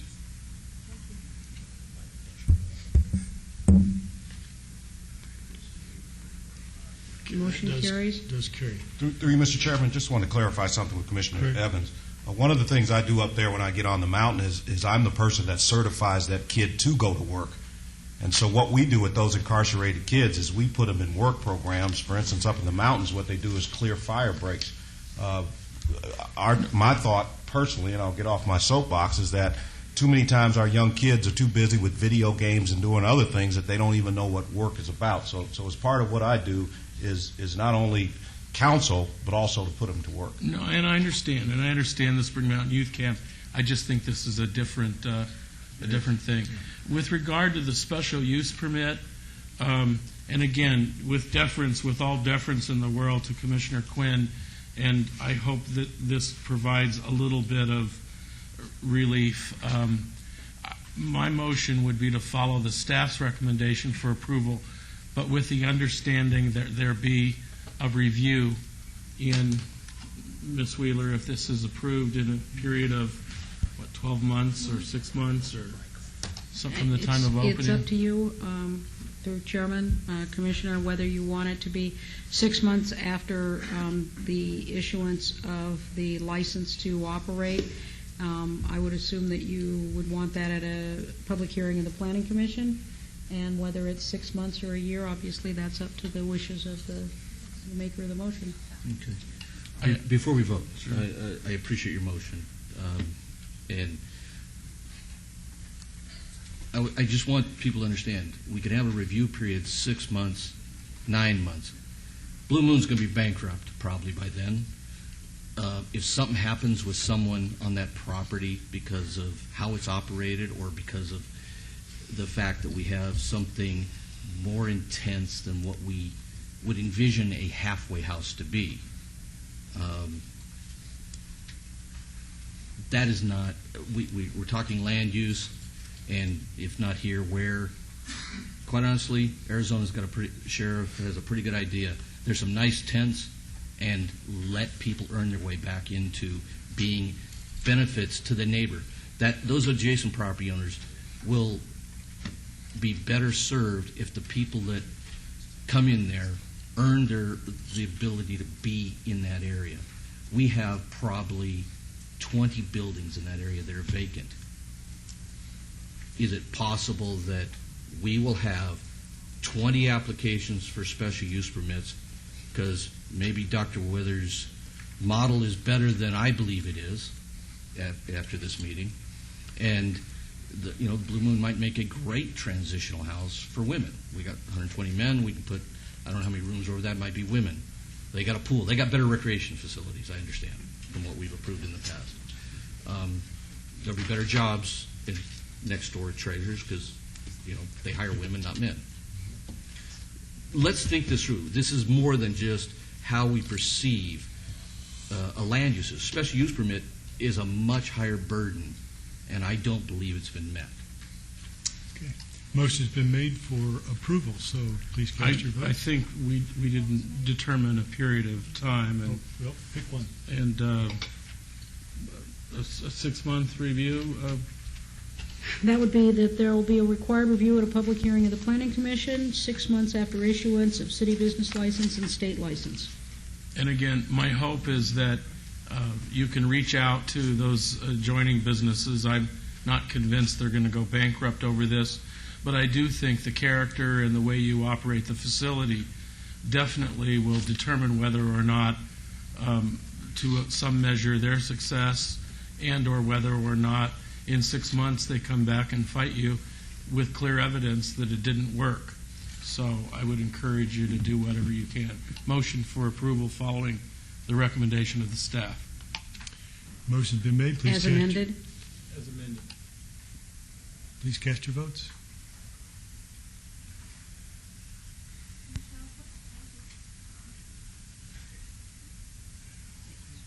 Motion denies. Motion fails. Thank you. It's now after 8 o'clock, so we're going to take a... We need the Mr. Chairman, I'll make a motion to I'd like to deny... make... Oh, I'm sorry. Oh, go ahead. I'm sorry. I'd like to make a motion to deny staff's recommendation for approval for this institution, number SUP 34598, special use permit, to deny the application. Motion's been made. Please cast your vote.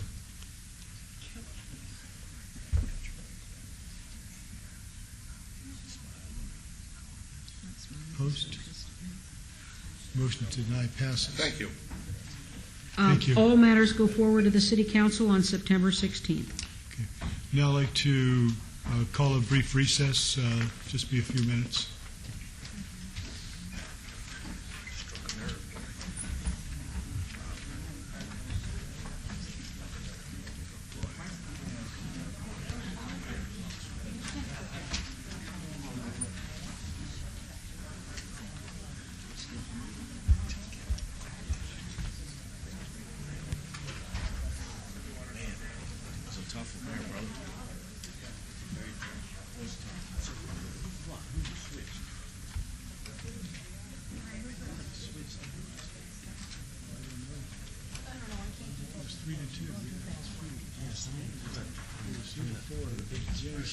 Yes. But the first one was just the, that's right. That was just the GP. Yeah. Well, the first one was, that's where the emotion. The second one was.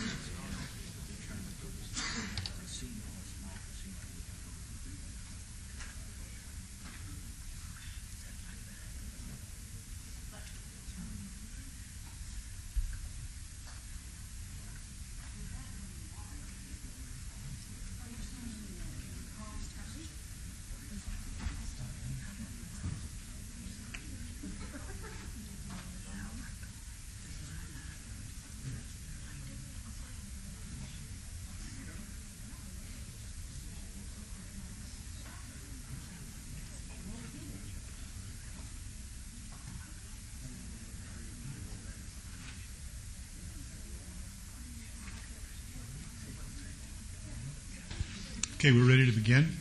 We can now move to item number 16, which is variance 35038. The applicant owner is Glenn A. Beckner and Catherine Beckner.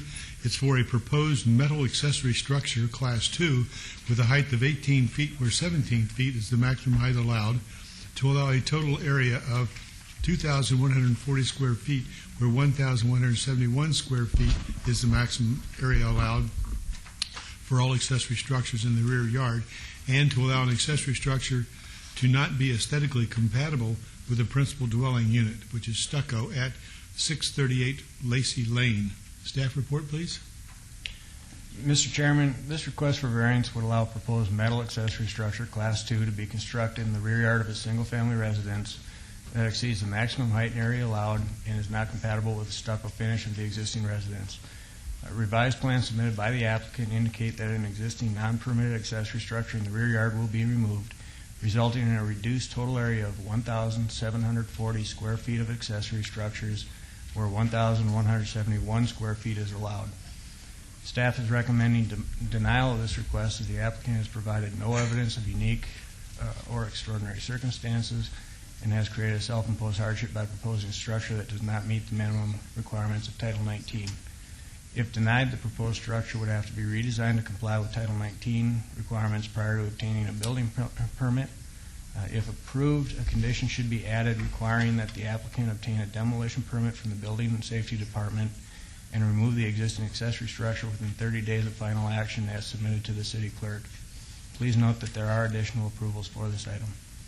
Thank you. And I'd like to declare the public hearing open. Anyone in attendance wishing to speak, please approach the microphone and give your name for the record. The applicant we have. Glenn A. Beckner, 638 Lacey Lane. What I'm applying for is a hobby shop workshop.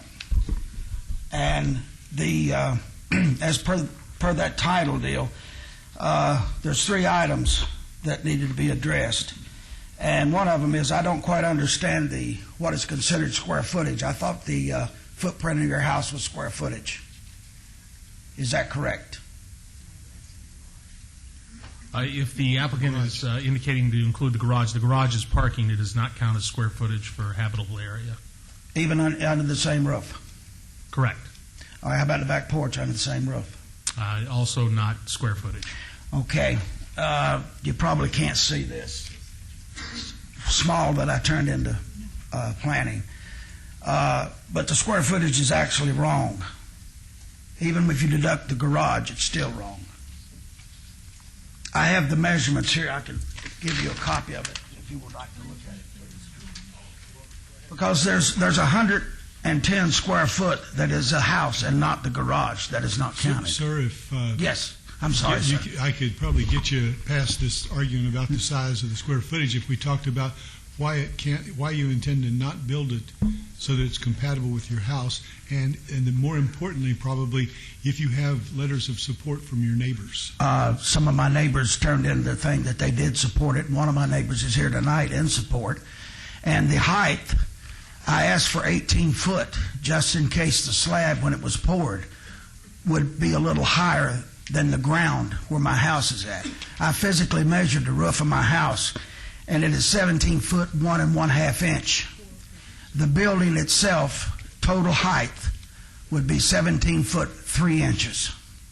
I asked for 18 foot just in case there was an error in the construction, and I would still conform. Okay. As far as aesthetically conforming with my house is stucco. The metal building is galvanized steel, pre-painted and baked, the same color as my house will be. I will repaint my house when the project's done. It will be aesthetically because it'll be the same color. It's far enough away from my house that you really can't tell it's a metal building because you really can't see it from the street. I back up to the water district, which planning says is parking and offices. It's also maintenance section, compost pile behind my house where they do the trees with the chipper, also a large tent that's used for sandblasting, and their maintenance facility, which I have to look at. With my new building, I'd be looking at my building, which would be more aesthetic than what I have to look at. I'm only asking, like I say, for 1,740 square feet. You probably want to be able to see this is pictures right here of the side of my house. That's the metal building behind that will be removed. That's the carport that was not included. I gave pictures to planning when I submitted my applications. I don't have any pictures of my home. You said 1740 is what you're asking for? Yes, sir. 2140. Yes, sir. It's 1,740 square feet is the size of the building. It's 30 by 58 foot with a total height at the peak of 17.3. And you're going to take out the old building? Yes, sir. The old building comes out. As soon as the new building's built and I can move my equipment and tools into it, the old building goes away. Okay. Public hearing is open. Anyone else in attendance wishing to speak on the matter? Thank you. Todd Farlow, 240 North 19th Street. Could we see that, the other picture of his house, the front? I think that's a beautiful house. Are you going to be able to see the building from like, if we were standing right here, will you see this metal building? No, sir, you won't, because the house is 58.6, and when you add the 11 foot that comes out from my laundry room and pantry area and all on the north side of the house, now you're over 68 foot length of the house, and the building's only 58. So that will be hid. Sir? Name for the record? Bill Fanning, 639 Lacey Lane.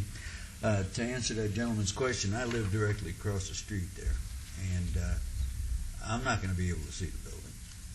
So, like Glenn said about the water district over there, saying that that's buildings and parking lot, it's a mess over there. So he'd be blocking that out. Okay. Got your message. Thank you. Anyone else in attendance wish to speak on the matter? Seeing none, we'll declare the public hearing closed and turn over to the planning commissioners for discussion and possible motions. Commissioner Quinn, I believe this is your area. Do you have any thought or comment? Mr. Beckner? Yes. I live at 350 South Rancho, and about 100 feet away from me, a man built with a permit, with the approval of the city, with every code up to code, a warehouse. And then he put in a second warehouse, and then he put in 2 more warehouses, and now we have 6. And this gentleman does store antique cars there, and it is a warehouse complex now. And my problem, sir, isn't that this isn't aesthetically pleasing to your backyard or to what you want to do with it. My problem is, sir, is if we approve this for you today, I would have to approve it for the neighbor to the west of you, the neighbor to the east of you, and the neighbor across the street from you, because, you know, what's good for the goose is good for the gander, and I couldn't treat anybody any differently if I approve this with you tonight. This neighborhood is not a warehouse neighborhood. It's not a corridor for warehouses, and even though 1 isn't much, I have 8 next door to me, thinking there'd be 2. And unfortunately, you won't see my support on this tonight, and whether my fellow commissioners agree with me or not, that's their prerogative. But I have to protect not the fact that I don't think it's right for 1, but I could never say no to 5 or 6 more on beautiful Lacey Lane, even on the other side of Rancho, because these are popping up everywhere. As businesses close down, people are housing their things in the backyard in warehouses. So unfortunately, you will not see my support on this item. I understand that, Commissioner, totally. This is, like I said, is going to be a hobby shop workshop. I'm going to be working with wood, metal, and automobiles. And as far as in the neighborhood, I'm not throwing anyone under the bus, but my building would be more aesthetic and less square footage than a majority of buildings already in my neighborhood, and which you already know about because of your warehouses. But, you know, I agree. What's good for the goose is good for the gander. And I happen to be one of the ganders that's wanting what the goose has got. and that's all I'm getting at. I'm 65, I'm retired. In 10 years, I'll be dead. I'd like to do some things before I die. You know, you're such a nice guy. So let me ask you, so you don't Yes. have a business that's gone under and you're not storing things No, ma'am. back there? I was a pipe fitter welder for 43 years. I work construction all over the country, nuclear plants or whatever. Yeah. And I'm retired now, but I don't want to sit down and die. There's things I want to do. I know you do, and I really, I apologize. I was a little preoccupied with another item tonight this week, and I didn't get by your house. I would have visited you, and I would, I really would still like to visit. Well, please come by anytime. Because, I don't know if it's appropriate to hold something like this just for a couple weeks, so I could stop by. Would that be okay with you? Sure. I mean, it's. I'd like to look around. I didn't get to do it, and I really think that you're an honest man that has a decent argument, but I just can't approve it without seeing it because it's not fair to the rest of the neighbors, and then I can't say no to someone else if I say yes to you. So I'm just throwing that out there. I want to hear my other commissioners' comments, but thank you. Sure, thank you. Better take some goose grease when you go over there. You said that there were others in your other type sheds in your neighborhood? Yes, sir. There are quite a few. Like I said, I don't want to throw anyone under their bus because they may not have gotten permission, and maybe they just want forgiveness if they're caught. So I'm not going to throw them under the bus. Yeah. I'm straightforward. I'm coming and asking permission rather than come back later and beg for forgiveness. Right. It's as simple as that. So are you okay with maybe holding this and yes, letting a couple of us come out and take a site visit? I think I'd appreciate if all would come. Okay. That's fine. I have no problem with it. Sir? No burgers. No. My dad said the same thing when he retired. He wasn't going to be here in 10 years, and he'll be 80 next Friday. That's great. So I don't think you're going nowhere. I hope not. You seem like you fit as a goose right now. Okay, so we have a motion. Mr. Chairman, I would like to go ahead and hold this item. If it's not a problem for you. No problem. Thank you. Okay, motion's been made to hold it. Margot, is this 2 August weeks? 27th? August 27th? It'll be fine. Thank you. Thank you. Thank you. Motion's been made. Please cast your votes to hold it. Opposed? Motion carries. We now move to number 17, which is special use permit 34859. The applicant is Fun City Motel. The owner is Cheetah Development Corporation for a proposed tavern with a waiver to allow a distance separation of 20 feet where 1,500 feet is required from a similar use at 2233 Las Vegas Boulevard. Staff report, please. Mr. Chairman, I'm going to abstain on this item as much as I have a financial interest in this property. Thank you. Mr. Chairman, the applicant is proposing to operate a tavern in conjunction with an existing motel at a site that also contains a wedding chapel and other commercial tenant space. The requested waiver is appropriate as the site is located within the Las Vegas Boulevard district of the Downtown Centennial Plan, which is intended to be the primary tourist, commercial, and entertainment-directed link between the Strip, downtown, and its varied districts. Staff is recommending approval of the request as the proposed use can be conducted in a manner that is compatible with surrounding land uses. Please note that there is one additional approval received for this item. Thank you. Now I'd like to declare the public hearing open. Anyone in attendance wishing to speak on the matter, please approach the microphone and give your name for the record. On behalf of the applicant, we have Justin Michaels, 9901 Covington Cross Drive, here on behalf of the property owner. We have staff recommendation for approval, so I guess the big question is, will you accept the conditions? Yes, we will. And you're here to answer any questions? Yes, I am. Thank you. Anyone else in attendance wishing to speak on this matter? Thank you, Todd Farlow. We're going to get a lot of neon and stuff on this. Let's hope. It's going to conform with the standards. Not enough neon. Okay. Anyone else in attendance wish to speak on the matter? Seeing none, we'll declare the public hearing closed and turn over to the planning commissioners for discussion and possible motion. Mr. Chairman, as I understand it, this is going to be essentially a daiquiri bar. You may have some outside seating, yes, sir. et cetera. And given its location on the boulevard, I think it's a great location for it. And if there's no concerns or questions, I'm prepared to make a motion for approval. Motion's been made. Please cast your vote.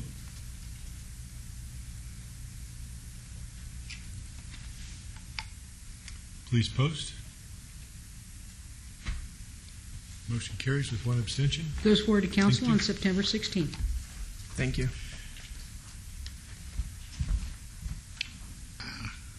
Okay, we now move to number 18 is special use permit 35049. The applicant is Tune and Lube Plus. The owner is Charleston Plaza for proposed 1,820 square foot auto repair garage minor at 1752 East Charleston Boulevard. Staff report, please. Mr. Chairman, this site consists of an existing building of 7,216 square feet containing a garage facility with bays that do not face the public right-of-way and a second garage and 2 restaurants. Previously, this site was occupied by another garage. The previous garage ceased operation of March 10th of 2008, and as such, the special use permit expired 1 year later. Staff finds that the use at this location will be compatible with the surrounding land uses and is recommending approval. Thank you. Now I'd like to declare the public hearing open. Anyone in attendance wish to speak on the matter, please approach the microphone and give your name for the record. For the applicant we have. Good evening. Is the applicant? That's okay. Yeah, She okay. can. Okay. We can hear you. He's having difficulties walking He'll around. get him He's a using microphone. walker.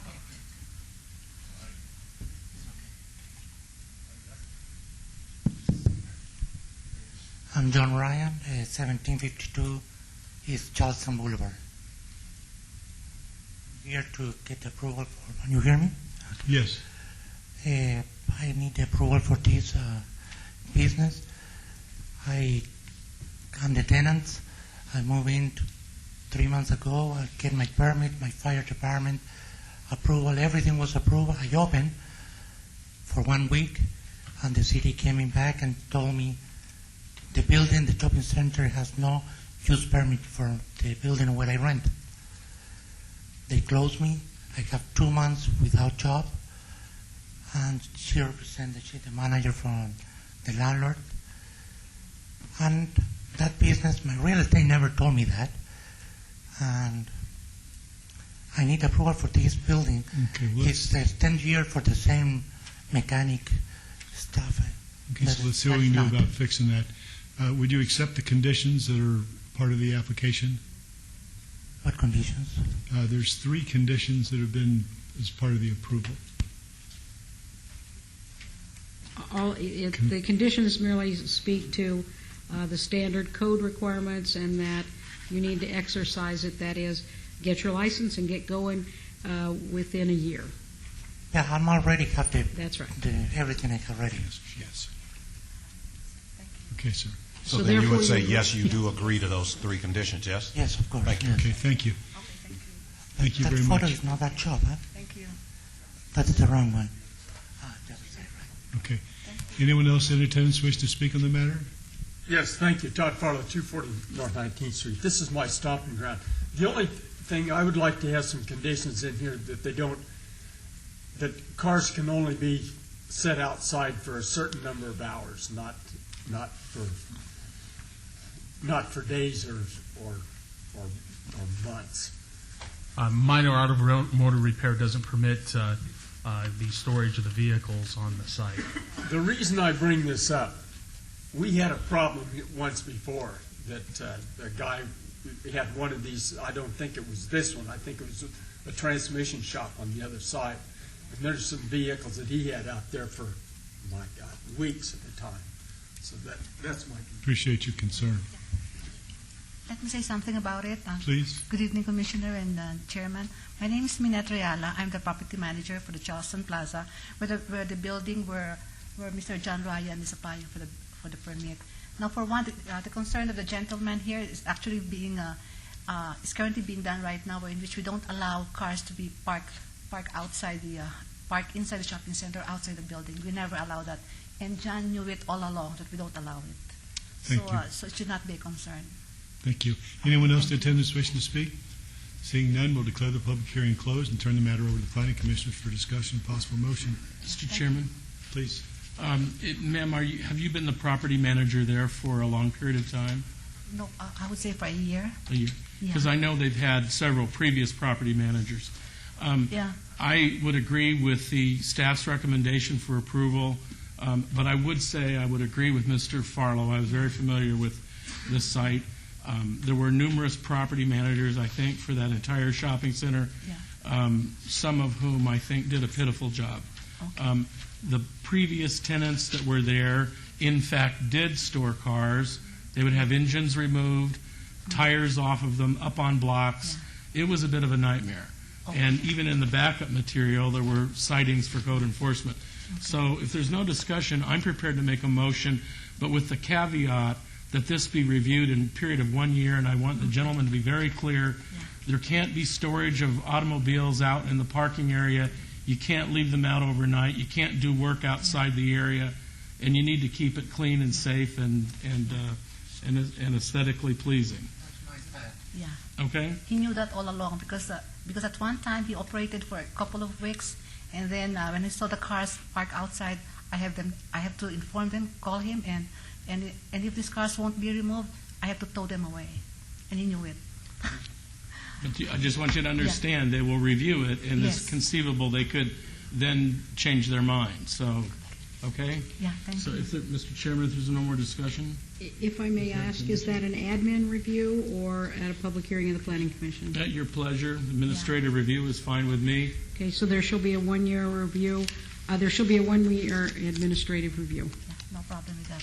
So Thank my you. motion would be as amended. Thank you.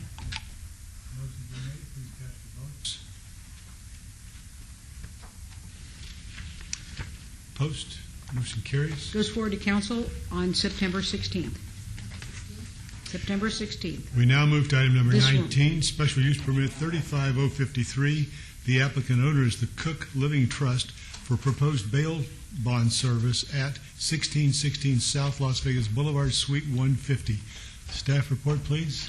Mr. Chairman, the site consists of a 13,822 square foot multi-tenant space within a commercial center located within the Las Vegas Boulevard district of the Downtown Centennial Plan. The Las Vegas Boulevard district is the primary tourist, commercial, and entertainment district linked between the Strip, downtown, and its varied districts. The proposed bail bond service is not compatible or harmonious with the existing surrounding land uses or with the intended variety of uses for this district. It's located away from the courthouse facilities found in the office court district, and as such, staff is recommending denial of this request. Thank you. Now I'll declare the public hearing open. Anyone in attendance wish to speak on the matter, please approach the microphone and give your name for the record. Christiane Yates Lee, speaking on behalf of Sheila Chicon, applicant. Thank you. And what do you got going here? Okay, I'd like to request, of course, a reconsideration for the application. There was a special use permit previously approved in January of 2006, specifically for bail bonds at this location. We believe that as far as the aesthetic compatibility with the entertainment and tourist, I believe that the aesthetic intentions of this business will be compatible with that area, as well as right now the current shopping plaza is under 50% occupied. At this time, we feel that having the business there located in this position would actually bring additional business and traffic to the area. I understand. Okay. Anyone else in attendance wish to speak on the matter, please approach the microphone and give your name for the record. Sheila Chacon, the applicant. This location that we're looking at to put a bail bond business, the reason why we picked this location is because this service is not, every bail bond company you have is past Charleston, by the courthouses, downtown. Now, this service, we're willing to make it a friendly service, upscale type of business, basically generate revenue, bring traffic there, and have it as much neon, looking as nice as we can to, follow along with how the Strip looks. It's near Olympic Garden, it's near Dino's Restaurant, and I think we could fit in with it. Because the service with certain tourists being, some people don't go past Charleston. If they do need that service, we're there to help them. Thank you. Mr. Farlow, I assume Thank you're... you, Todd Farlow, 240 North 19th Street. I concur with staff. This is the wrong spot. And I mean, if we're going to give special use permits because of vacancies, just an occupancy question, then we're going to have a real problem. Thank you. Thank you. Sir? Let's let the other folks speak, and we'll see where we go. Sir? Yeah. Evening, Scott Swank, 546 Barbara Way. I'm the president of the Beverly Green Neighborhood Association. That's the neighborhood most directly adjacent to the spot. I and every neighbor I've spoken with is opposed to this. It's a scant few hundred feet from residential. Many of us have been there for years, in some cases since the houses were built in the 50s. And it's not compatible with the businesses around there. We're not anti-development by any means. We certainly didn't say a word about the Fun City Tavern. Hopefully we'll be going there. But there are bail bonds just over on Main Street, 3 of them if I'm not mistaken. There are dozens just across Charleston, just a couple blocks north of there. And I don't think there's a need for the business. And I think it will hurt the surrounding businesses and hurt the general look of that stretch of Las Vegas Boulevard. It's not what we want. Thank you. Anyone else wishing to speak? Yes, John Delacanakis, 548 Barbara Way. I also live in the same neighborhood.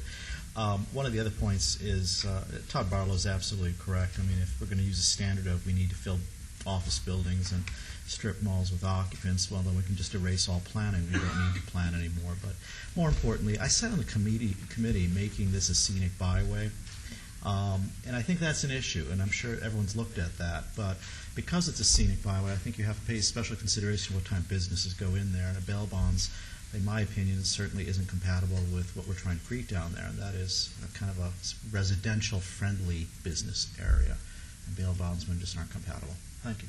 Thank you. Next. Heidi Swank, 546 Barbara Way.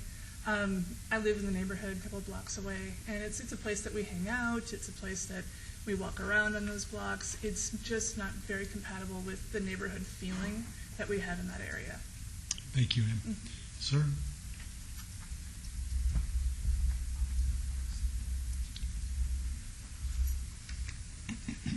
Hi, good evening. My name is Gregory Brown. I live at 606 Bonita Avenue. I'm representing the Southridge Neighborhood Association. Southridge is the neighborhood immediately to the south and east of this location, south of Oakey. I want to concur with my neighbors in suggesting that the business is, we think, not an appropriate use for a residential area. I also wanted to just remind the commissioners, by way of illustrating our support for smart development in this area, that a number of years ago there was a proposal on this very site for a very large mixed-use apartment and commercial property. The developer at the time was something called the 702 Group. I don't think it ever fully came before your commission, but we did meet with them several times and ultimately came to an agreement. I think it's an illustration of when we think it's an appropriate use, we're here to support it. Bail bonds is, I think, of an entirely different order, and we urge you to support the staff and to deny the request. Thank you. Anyone else wish to speak on the matter? This mic works too, yeah. Hi, Steve Franklin, 556 Ellen Way. Just also wanted to kind of speak out in opposition of the bail bonds establishment, and I just got to the meeting. I just came from some volunteer work, but made it here just in the nick of time, so hopefully I'm not going to repeat anything. I know that in your backup information that there is a letter from the applicant stating that that their location, that there aren't that many bail bond places close to that location. And I would like to submit, I just Googled bail bonds places, and there are 32 within about 3,000 feet of the proposed location. Each red dot indicates a bail bonds place, and also the balloons indicate a bail bonds place as well. And let's see here. They also claim that it's not. People do a better job of getting that in focus. There you go. Thank you. Sorry. That's okay. And they also claim it's not close to, and this is in the backup letter, and I'm paraphrasing here. I don't have the actual letter in front of me, but they claim that there's no medium or low density residential close by. And per Google Map, it's about 500 feet before medium and low residential residences begin. And also, we'd just like to kind of point out that that shopping strip has actually kind of improved over the past year or so. I mean, they've brought in some nice tenants with a nail salon, and a hand-rolled cigar shop just opened up there, and there's a jewelry shop, gift store, souvenir store that's there.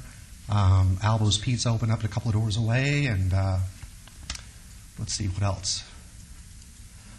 Smoothie place that's opened up fairly close by. Also, there's currently a Love It Frozen Custard that's close by, and a Classic Pharmacy and Diner close by, and I just don't think that's quite compatible. I'd also like to kind of publicly thank the people that own the shopping strip for kind of stepping up and kind of improving the tenants within that location. And I, kind of hate to say, that I'm against it just for the fact that the owner of the property, I'm sure, would like to have a new tenant there. And, that's certainly not going to be good for them if this were to get denied, but I just don't think it's compatible with the direction that corner is going, and would like to see it continuing in a more of a positive direction. And that's all I have to say, and thank you so much for your time. Appreciate it. Thank you, sir. Anyone else wish to speak on this matter? Seeing none, we'll declare the public hearing closed and give the applicants the opportunity to respond to some of those comments. Thank you. Let me regroup this and say this. The owner of the building, the property, they're actually out of state, and they were very much for this because, like she did state before, it was approved a couple years back. The reason why it got expired is once the person didn't get approved for the license, special use permit, they never opened up. And if you don't open up within a year, it expires, so you have to actually come reapply again. Now, this bail bond business isn't how people are perceiving it to be. We're trying to make it, it's a service for people, as in tourists, locals, everybody. And when we said it's not near other bail bonds, I meant most bail bonds are past Charleston, near downtown, near the courthouses. They're not, and we're not in the heart of the Strip.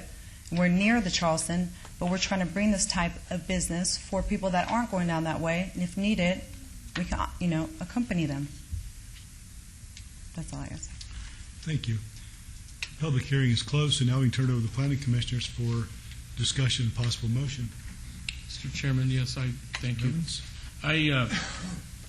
I agree with the staff's analysis that it needs to be closer to the courts in their recommendation for denial. I did want to say something about the site and the opportunity for a business like this to go there. I remember they created a liquor store a number of years back, Exo Liquors, and for whatever reason they ended up losing their entitlement to do business there. There have been a chain of businesses in the last year that I've seen the signage go up and down in that center. For whatever reasons, I don't know, but I've always been of the opinion that it's a missed opportunity. You get thousands and tens of thousands of cars passing every day, and probably thousands of pedestrians coming up and down Las Vegas Boulevard. And I look at the success of Mr. Franklin, or someone mentioned earlier, Lovett's Frozen Custard. It's in a little building, right across the street, and every single day, up until the minute they close, there's a line out the door.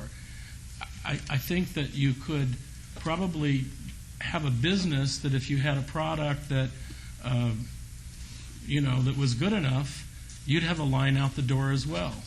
I've always been perplexed why things like a delicatessen or something like that didn't go in there, only because of the number of people on Las Vegas Boulevard, the visibility, and the access and proximity to a major hotel casino, and the fact that it's on Las Vegas Boulevard.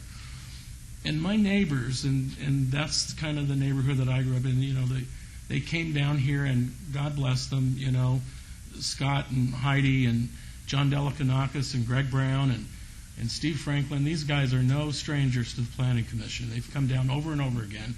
And I thank you folks for giving up your evening once again to come down and protect your neighborhood. So without people like that who have a vested interest there and clearly agree with the staff that it's not the appropriate location, my hope is that this does not pass, and that you, or the business owners or the property owners, take a second look at what can go in there that would benefit the city as a whole and the neighborhood specifically. Because I think you've got several thousand captive potential customers for a different kind of business. A bail bondsman, I think, would be easy money, but I really think it's the wrong location, and I absolutely agree with the staff and with these citizens who came out to voice their opinions. Thank you. Any other discussion? I just want to say I concur with Commissioner Evans. I know Mr. Delakanakis, and I know that's just a few of who could be here if he probably made a phone call. So I'm going to support these neighbors. Over the years, we've gotten to know them, and you know, that's what they don't want in their neighborhood, and they've come out and spoke, and I wholeheartedly support them. Okay. No further discussion. I think we're ready for a motion. Mr. Chairman, my motion would be to follow the recommendation of the staff for denial of SUP 35053. Motion's been made. Please cast your votes. Opposed? And that denial is final action in the absence of an appeal to the office of the city clerk within 10 days. Thank you. We now move to item number 20, which is Site Development Review 33880. The applicant is CBS Outdoor, owner Thai Inc., to replace an existing off-premise sign with an approved 85-foot high off-premise sign on the same parcel at 333 North 11th Street. Staff report, one please. second before we do that. If on that last item, Mr. Chairman, if the clerk could put that item that the gentleman had referenced into the record. Is that the one with the 32? Yes, the Yeah. Google search. Yes. Thank you. Sorry. Thank you very much. Sorry, Mr. Chairman.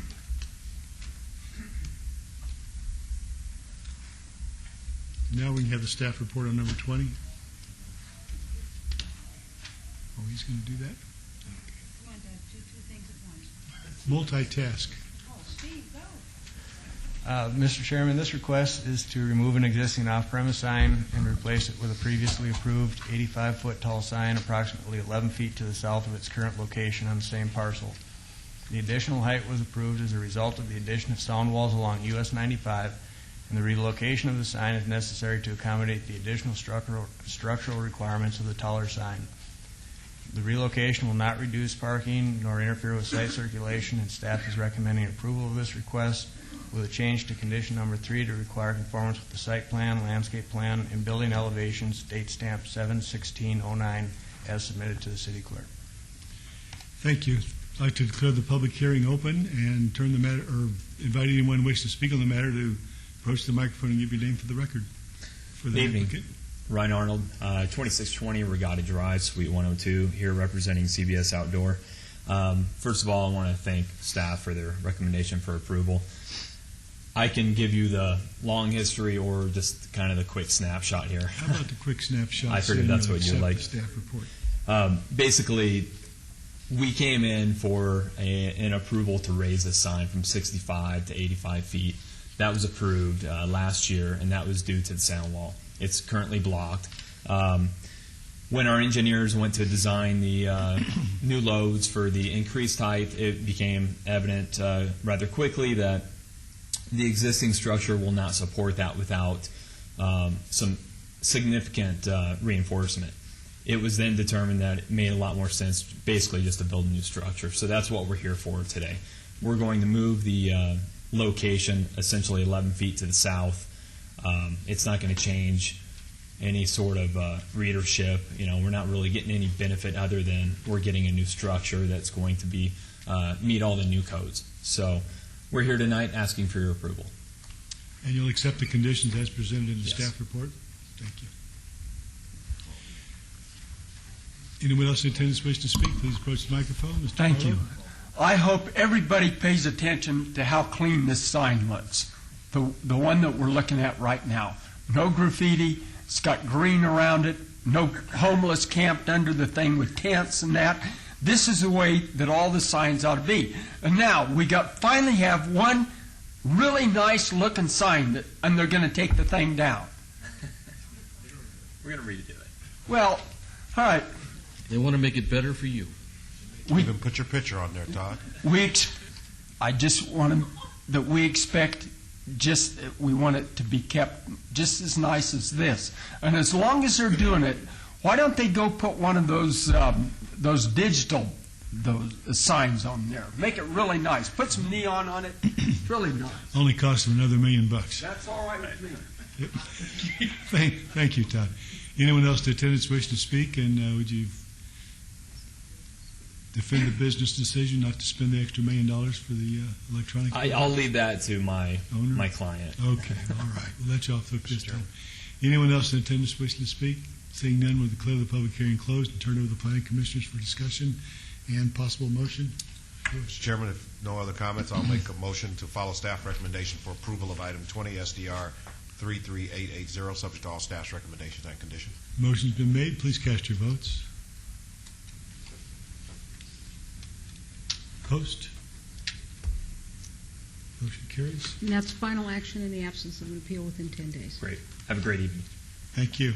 Next, we go to item 21, Site Development Review 34997. The applicant owner is Valley Health Systems, LLC, for a proposed 248-space parking lot, commercial, with waivers of the Las Vegas Medical District's landscaping requirements to allow a 3-foot landscape buffer where 6 feet is required, and a 2-foot 6-inch block wall where 3 feet is required, and to allow a 0-foot landscape buffer along the south property line where 8 feet is required on the east side of Tonopah Drive, approximately 315 feet south of Pinto Lane. Staff report, please.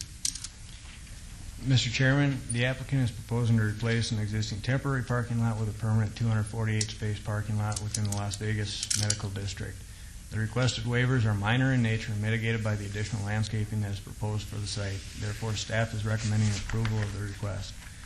If the application is denied, the continued use of the temporary parking lot would not be allowed unless the original site development plan review, SDR 3054, is extended through a required review. Thank you. Now I'd like to declare the public hearing open. Anyone in attendance wish to speak on the matter, please approach the microphone and give your name for the record. On behalf of the applicant, we have. Thank you. My name is Ned Cole, 3801 Robar Street, representing Valley Health Systems. And I'll answer questions if you have any. You'll accept the conditions as presented in the Yes, the sir. item? That's Thank correct. you, sir. Anyone else in attendance wish to speak on the matter? Thank you. Didn't we hear this once before, a few months ago? It wasn't a few months ago, it was a while back. And as staff indicated, this was a temporary lot that they're now making permanent. Ah. And how about the landscaping? Are they going to make this nice? It says there's waivers, but are they still going to make it nice? If you look on the plan, you'll see plenty of landscaping. All right. Okay. Anyone else in attendance wishing to speak? Seeing none, we'll declare the public hearing closed and turn it over to the planning commission for discussion and possible motion. Just a quick question. Where are you locating your disabled parking? And how many of them will it be?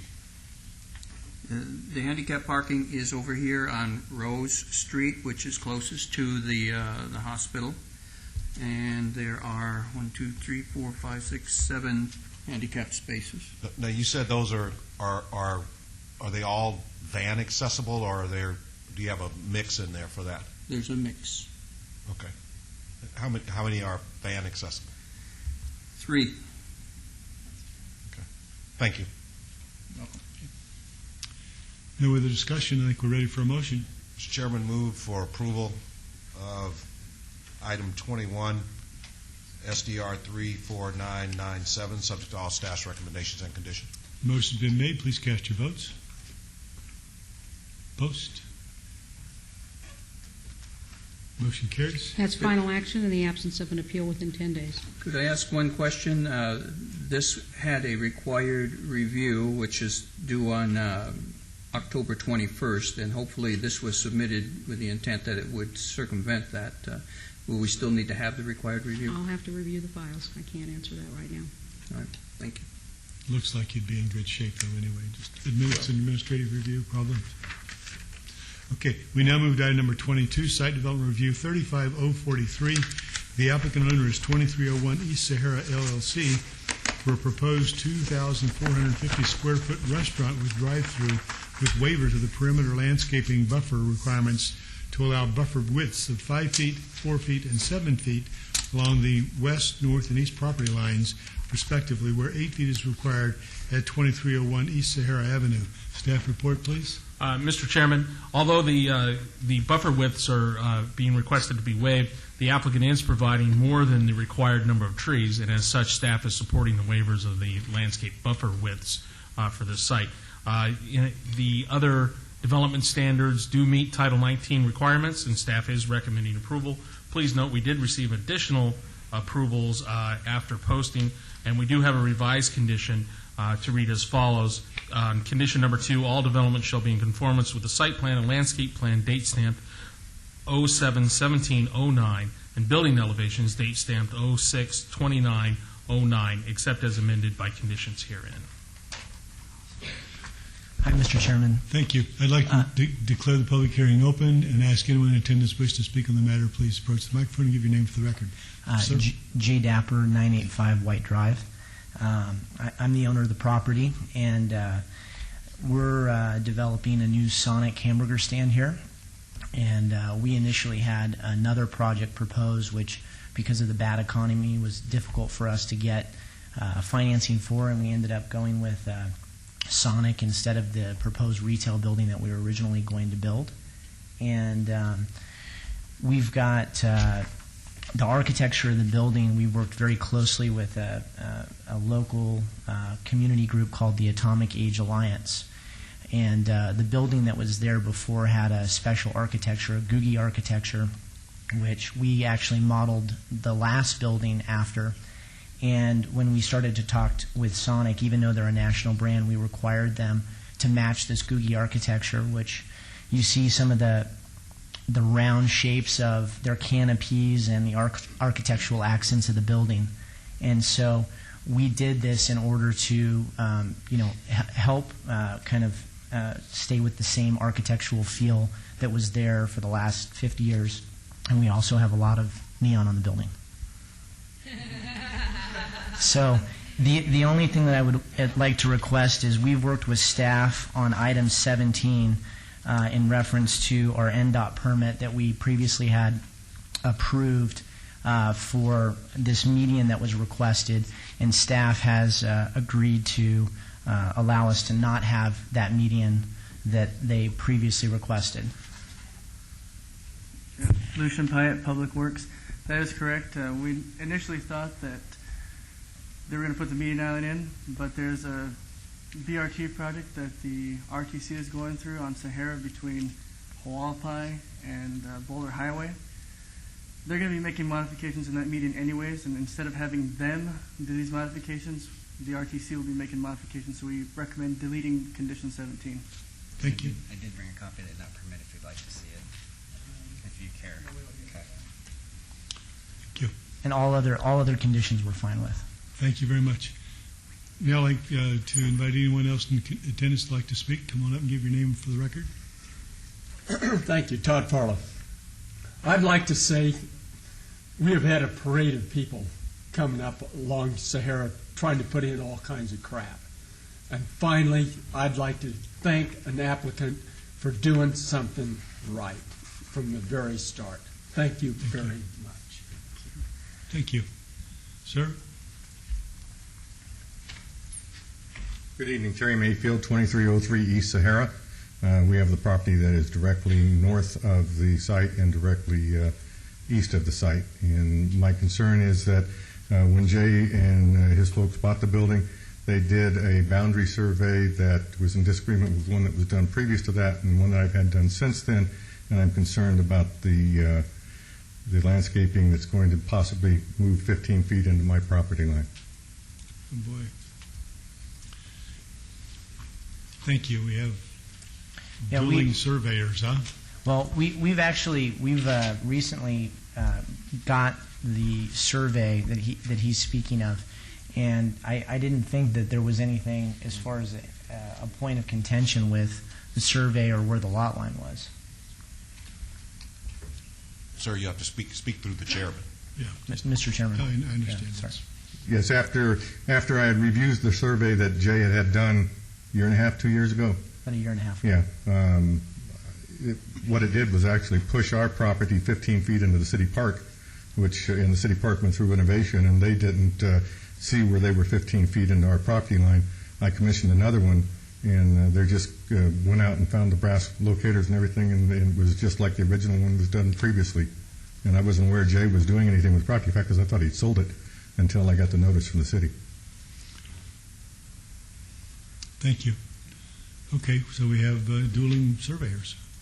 And Mr. Chairman, I've never seen another survey that states anything other than what our original survey stated, and I haven't seen that or been made aware of that by anybody. Yeah, at least you've seen your survey. I've seen neither one of them. Yeah. So, where does that leave us, City Attorney? Well, we could hold it and they could work it out and then come back to you and say they've resolved it and figured out where the boundary lot lines are, and that's probably the best we can do. If they have dueling surveys, they need to kind of get it figured out. If I may, I believe, that based on the staff report, what we have is 8 feet of landscaping there on the north property line, and therefore if there's 15 feet in dispute, that then affects the parking. So it isn't as though it's just landscaping. So probably the best thing, Chairman, is to let them get that worked out. I think that's probably the best approach. You guys need to work out that survey problem. That's fine. We'll hold it and we'll work it out. Come back. Very good then. So we have a motion to hold it. Move we hold this for 30 days.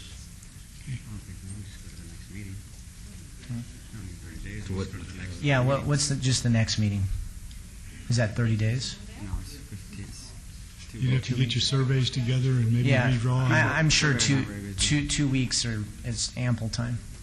But if there's some adjustment in the drawing, we won't make it, will we? So. Yeah, I think 30 days is probably as quick as you can do it. I'd prefer to only hold it for the 15 because I think that, I haven't seen his survey, but at this point, I don't know that there is an issue, and before I hold it for that amount of time, I have a construction project that's essentially waiting to go. So if there is for some reason some kind of an issue, then we would further request it to be held.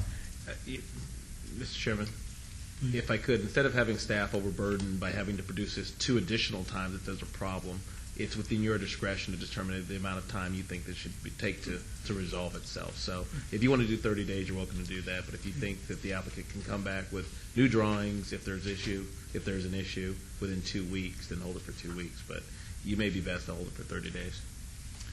Make the motion. Is the motion made for 30 days? Yeah, motion's for 30 days. I understand the applicant's point of view, but if we do it for 2 weeks, we miss it, you'll wind up losing 30 on top of that, because then we will hold it appropriate so we can spend the time. Okay. It's just your benefit. It's your best shot. Okay, motion's been made. Please that would be cast your abated vote. to September 10th. Thank you. Thank you. Mr. Chairman? Certainly. Motion carries. Could I ask our resident historian, Commissioner Evans, that atomic design, was that the 1950s or something? 50s, yeah. I know you're abreast of all those societies. He was there. Yeah. Well, the original building had some googie effects to it, but it was a basic classic mid-century building, and they're right. To the applicant's credit, he worked with a local nonprofit group and made a number of architectural nods, and then apparently in this newest application they've done so as well. So it's going to be interesting to see. Thank you. Okay. We now move to item number 23, Site Development Review 35051. The applicant owner is Joseph's Family, LP, for proposed 2,160 square foot manufactured building and a 10,000 square foot warehouse building with waivers of the perimeter landscape requirements to allow a 0-foot wide landscape buffer along the east, north, and south property lines where 8 feet is required, adjacent to the east side of Sheridan Street, approximately 145 feet south of Meade Avenue. Staff report, please. Mr. Chairman, staff, the property is currently being utilized as an outside storage space for construction equipment. Staff is in support of the requested for the multiple waivers of the perimeter landscaping buffers, as they are interior to the site and not visible from the public right-of-way, and will not negatively impact the adjacent industrial uses. As such, staff is recommending approval of the site plan review. Please note we have received additional approvals after publication. Thank you. Now I'd like to declare the public hearing open. Anyone wishing to speak on the matter, please approach the mic and give your name for the record. Good evening. My name is Bob Lucero, 9946 Liberty View. I am the civil engineer on behalf of the Joseph's Properties. And We worked all these issues out with staff and concur and accept their recommendations. Thank you. Public hearing is open, so anyone else in attendance who wishes to speak on the matter, please approach the microphone and give your name for the record. Seeing none, we'll declare the public hearing closed and turn the matter over to the Planning Commission for discussion and possible motion. Anyone have a comment? If there are no other comments, I'll make a motion to follow staff's recommendation. Motion has been made. Please cast your votes.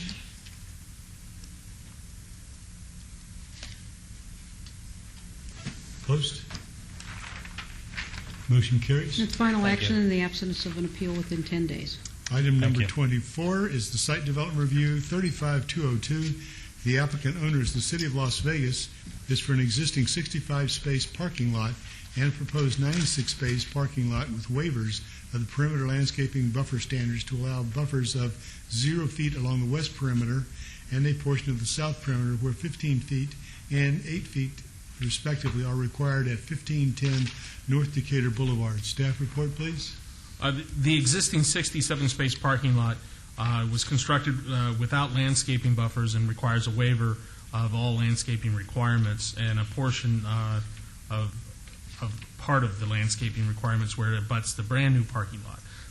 The proposed parking lot is providing partial landscaping, and staff does recommend approval of this. Please note we do have a revised condition, condition number 4, to read as follows. An exception from Title 19.10.010 is hereby approved to allow 6 parking lot landscape islands and 6 trees, where 24 parking lot landscape islands and 24 trees are required. 4 5-gallon shrubs shall be required for each required tree. Thank you. Now declare the public hearing open. Anyone in attendance wishing to speak, please approach the microphone and give your name for the record. Good evening, Chairman. We have. This is Mark Sorensen from City of Las Vegas Public Works. I'm here to accept staff conditions and answer any questions. Thank you. Anyone else in attendance wish to speak on this matter, please approach the mic. Mr. Farlow? Why can't we have trees instead of shrubs? When it gets 116 degrees out there, people want a tree to hide under and park under. Okay. Mr. Sorensen? The new proposed parking lot does have 16 trees as well as around the perimeter, as well as 6 trees and a number of shrubs within the parking lot medians. And if I'm not mistaken, the reason for not having trees on the north is because there would be an expansion to the project in the future. The trees that are adjacent to the existing park are being provided. That is correct. Okay. No others in the audience want to speak on this matter. We'll declare the public hearing closed and turn it over to the Planning Commissioners for discussion and possible motion. Mr. Chairman, I'm a little confused. We're granting, or the request is for a waiver to produce or to put in fewer than what would be required in our code, right? For the existing parking lot, it's a request for a complete waiver of the required landscaping. For the proposed parking lot, it's a reduction, because we are proposing to put a number of trees and shrubs as well as median parking in the new parking area. And I don't know whether that's, maybe you can give me a reason, because I know economically, maybe it's a fiscal consideration, or it's just perplexing that we require of applicants and the private sector to come to a certain standard, and yet we have the City of Las Vegas seeking a waiver of our legal requirement. That is, of course, a very good question, and I did expect it. The existing parking lot was put in as a rush. There was a safety concern with the number of pedestrians crossing both Vegas and Decatur in the evenings and in the weekends for the large football and soccer events. We had, of course, the vacant lot immediately to the northwest with future plans, but far in the future. I wasn't personally involved with the first parking lot, but I know from my involvement with the new proposed parking lot that several departments work together, considering safety issues, getting this in as soon as possible, and strict financial issues. And considering it was temporary, they moved ahead in good faith. Since then, when we started looking at continued safety issues, wanting to get more parking spaces, those same departments worked together, and they, in meetings that I was personally in, directors said, no, we need to look at the options. We have a very tight financial constraint put on us in this economic time, but we need to look at just more spaces with no more trees, with going for the full stipulated improvements. And again, because this is a safety issue, directors at high levels, including myself. What would be a safety issue? The safety issues of getting this in as many spots as possible. I'm sorry if I didn't make that clear. The financial constraints are pretty obvious. We decided that a compromise in this case was warranted with the landscaping, with the trees on two sides, not all the shrubs, not all the median islands in the parking, because it drastically reduced the number of spaces. We looked at about 50% more spaces if we just went for the parking only, and about 50% less if we followed all the requirements. Which wouldn't be permitted in the private sector, right? I know you're just a messenger. The temporary aspect was part of that decision, that weighing, that cost benefit that went into this. There was a lot of thought. I can tell at my staff level, I've gotten a lot of indications at the director's level and at the city manager's level that we need to shine that same spotlight on our own projects, whether it's a roadway job or an on-site job like this. It's very a hard decision to make and very subjective. Is there a way that we can get more trees? My concern is that the first parking lot or whatever was temporary, and now this is permanent. Are we building something that in the future we're going to say, whoops, we didn't do the right thing, we didn't do the best thing we possibly can? This is a public project. Even the new one is considered temporary. The future use of that site will include parking for both that use, which I believe is a community center, as well as the park. However, the plans are not at any state we could guarantee that any of this parking will be reused in the far future. So we consider both of them temporary. Both the final development going in, and I think I would be corrected at staff level if I'm incorrect in saying that the final community center is fully expected to follow the perimeter landscaping requirements. If in essence what you're saying, this is temporary. Both are considered temporary. Why not treat it as temporary? Treat the dirt, let people park out there and come to the games when they come to the games. If we're going to spend money in this community, and if we have CapEx money to do this, tell me honestly, how do we sit up here and tell a car dealership on West Sahara that you are the worst people on earth because you won't keep your trees, won't plant your trees, but yet this section of Decatur from Vegas Drive south for 20 years has been a wasteland for political signs and chain link fences. And explain to me, one, how this meets the city's sustainable requirements. We reviewed something a meeting ago. We talked about installing photovoltaics in covered parking as demonstration. That's important. Those are important items. But putting trees over asphalt to meet our design standards so we don't create greater heat islands seems to me a greater sustainability with less capital expense. So I know you've spent a lot of time on this, and probably the time and effort that's gone into this presentation, we could have bought a lot of trees. So as Commissioner Quinn said earlier, what's good for the goose is good for the gander. This park deserves, if we believe this park is critically important, then it deserves to be treated in a critically important way? First, I believe the first question related to something truly temporary, let the people park there so they're not crossing the street in the dirt, and we just cannot do that. Air quality at the state/federal level has been very aggressive in the last couple of years regarding the PM10 particulate matter under 10 millimeter standards, and they are not allowing any tires on dirt. Dust palletives are not really applicable.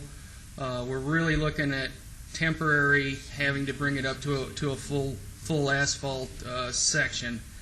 As to how this fits in with sustainability, I really just have to say it relates to the temporary nature of this, of not knowing when the site will develop, of having a concern, and this has been an issue with our traffic people, the number of pedestrians crossing Decatur and Vegas, and trying to come up with a compromise and taking this small project. I mean, we didn't spend that much time in the engineering, but we did look at alternatives, and if we weren't interested in it, it wouldn't have gotten up, to a director level where we kind of weighed the cost benefits and shine that spotlight on ourselves as to, okay, what can we allow ourselves to do compared to what we require of the private developers. All I can say is that it's been considered. This is a proposal. It is a compromise. It's up for your vote. But in a walkable communities, which we really are committed to, why not a crosswalk on Decatur? A lighted crosswalk, wouldn't that take care of the public safety, and we wouldn't create dust? What I'm trying to get at is, why should we incur significant costs to do something halfway? That's the same argument we get from developers, and we never get to the finish line. I'm not saying that we should. I'm just saying we need to have a consistent view of what we sit up here for. Is, as I read in something that the APA sent me today, we're challenged to deal with projects on an immediate nature here and look at projects that are in front of us and try to see other. But we're also charged to look at a 30-year vision for a community, and we have to balance those items.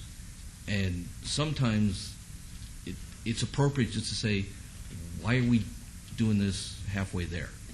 And believe me, I'd be sitting here saying it to a shopping center if they came in, and the hospital that came here earlier, they asked for a waiver of certain things, but they did certain things that changed that temporary to a permanent. So I just feel uncomfortable being asked to make this grade of waiver. If you're asking, or at least if you're asking me in my opinion, we should be consistent. Again, I think your first point is maybe the easiest to answer. The other ones are difficult, and it's hard for me to add much besides that we went through the same process, and that's why we're here. Your first point was on the lighted crosswalk. Of course, you could come back and say, well, that's an enforcement issue, but the way the parking is on the other side, it's on the other side of Vegas, the other side of Decatur. It's spotty, it's uncontrolled, and it's jaywalking.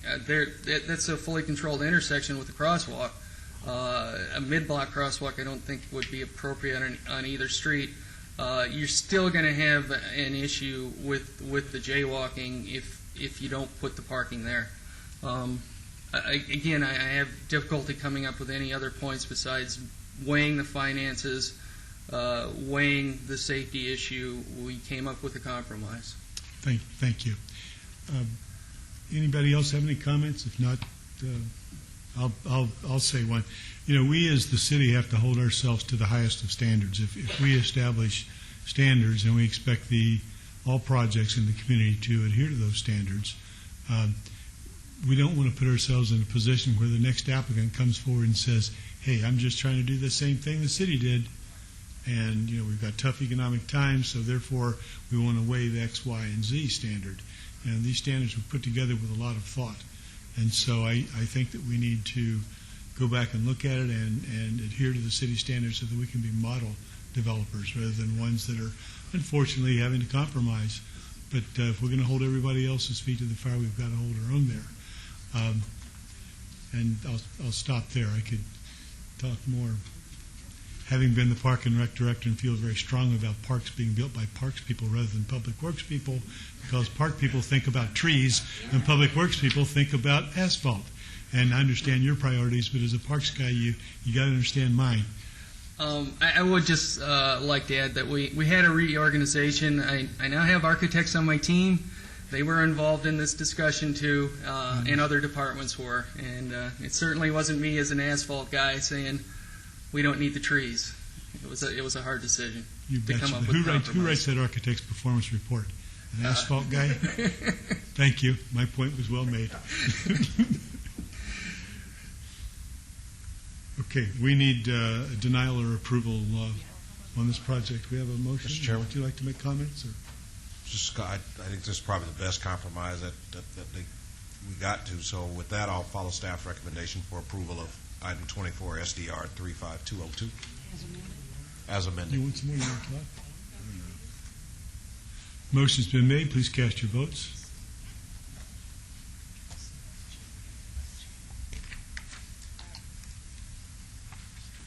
Goes forward Motion to council on September 16th.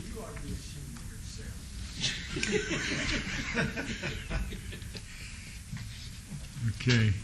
We now move to item number 26, which is Director's 35-233, a progress report by the Planning and Development Department regarding the status of resolutions of intent and land use conflict corrections. Staff report, please. Mr. Chairman and members of the Commission, I have two projects that I'd like to discuss with you this evening that we're working on in long-range planning. Number one is the resolutions of intent, and if I could go to the next slide, please. Next slide, please. Apparently we're having audio-visual problems. There we go. Thank you very much. As you may be aware, our rezoning process was changed in 2007, where we no longer do resolutions of intent with our rezoning applications. However, that did leave us with 484 parcels that still have a resolution of intent upon them. Of those 484 parcels, next slide please, 34 of those parcels have since expired, no development occurred, and so they've reverted to their original zoning. We have 194 parcels that were developed in accordance with their approved site plan and zoning application, and we just recently finished hard zoning those parcels in July. And then we have 171 parcels that currently have an unexpired resolution of intent. They have not been developed yet, and so we are waiting to see what happens with those parcels. If they're developed, we'll go ahead and hard zone those. If the applicants do not file a request for an extension of time on those parcels, then they will be expired and they will revert to their original zoning. There is one other issue that we have relative to resolutions of intent. If I could go to the next slide, please. We have 85 parcels that have been identified that have no expiration date on their resolution of intent, and so that leaves us with some work to do. There's basically three courses of action that we can take with those parcels. Number one, we can ordinance those to the zoning that they were proposed for. We can leave the resolution of intent in place, or we can rescind the resolution of intent. And let me just go through those three courses of action very briefly. Next slide, please. With the first one relative to ordinancing them, we have 66 parcels where no development has occurred. However, the resolution of intent is compatible with surrounding land uses. And so it would seem reasonable that we would go ahead and hard zone those parcels to the zoning for which they were proposed. Next slide, please. We have 15 parcels of those 85 that were identified where the original zoning is no longer compatible with the surrounding properties. And so what we're proposing to do is to maintain the resolution of intent on those parcels and then verify their compatibility at a later point in time. And then finally, next slide, please. There is a process described in Title 19 relative to rescinding resolutions of intent, and there are 4 parcels that may qualify for that based on the fact that they no longer are really compatible. The resolution of intent is not compatible with the surrounding zoning. And so we've identified those parcels. Just to give you an example, if I could go to the next slide, please. We had a development, and you can see there's a red area there, which is representative of C2 zoning, and then there's a parcel in the yellow that has a black line around it, which is R1 zoning.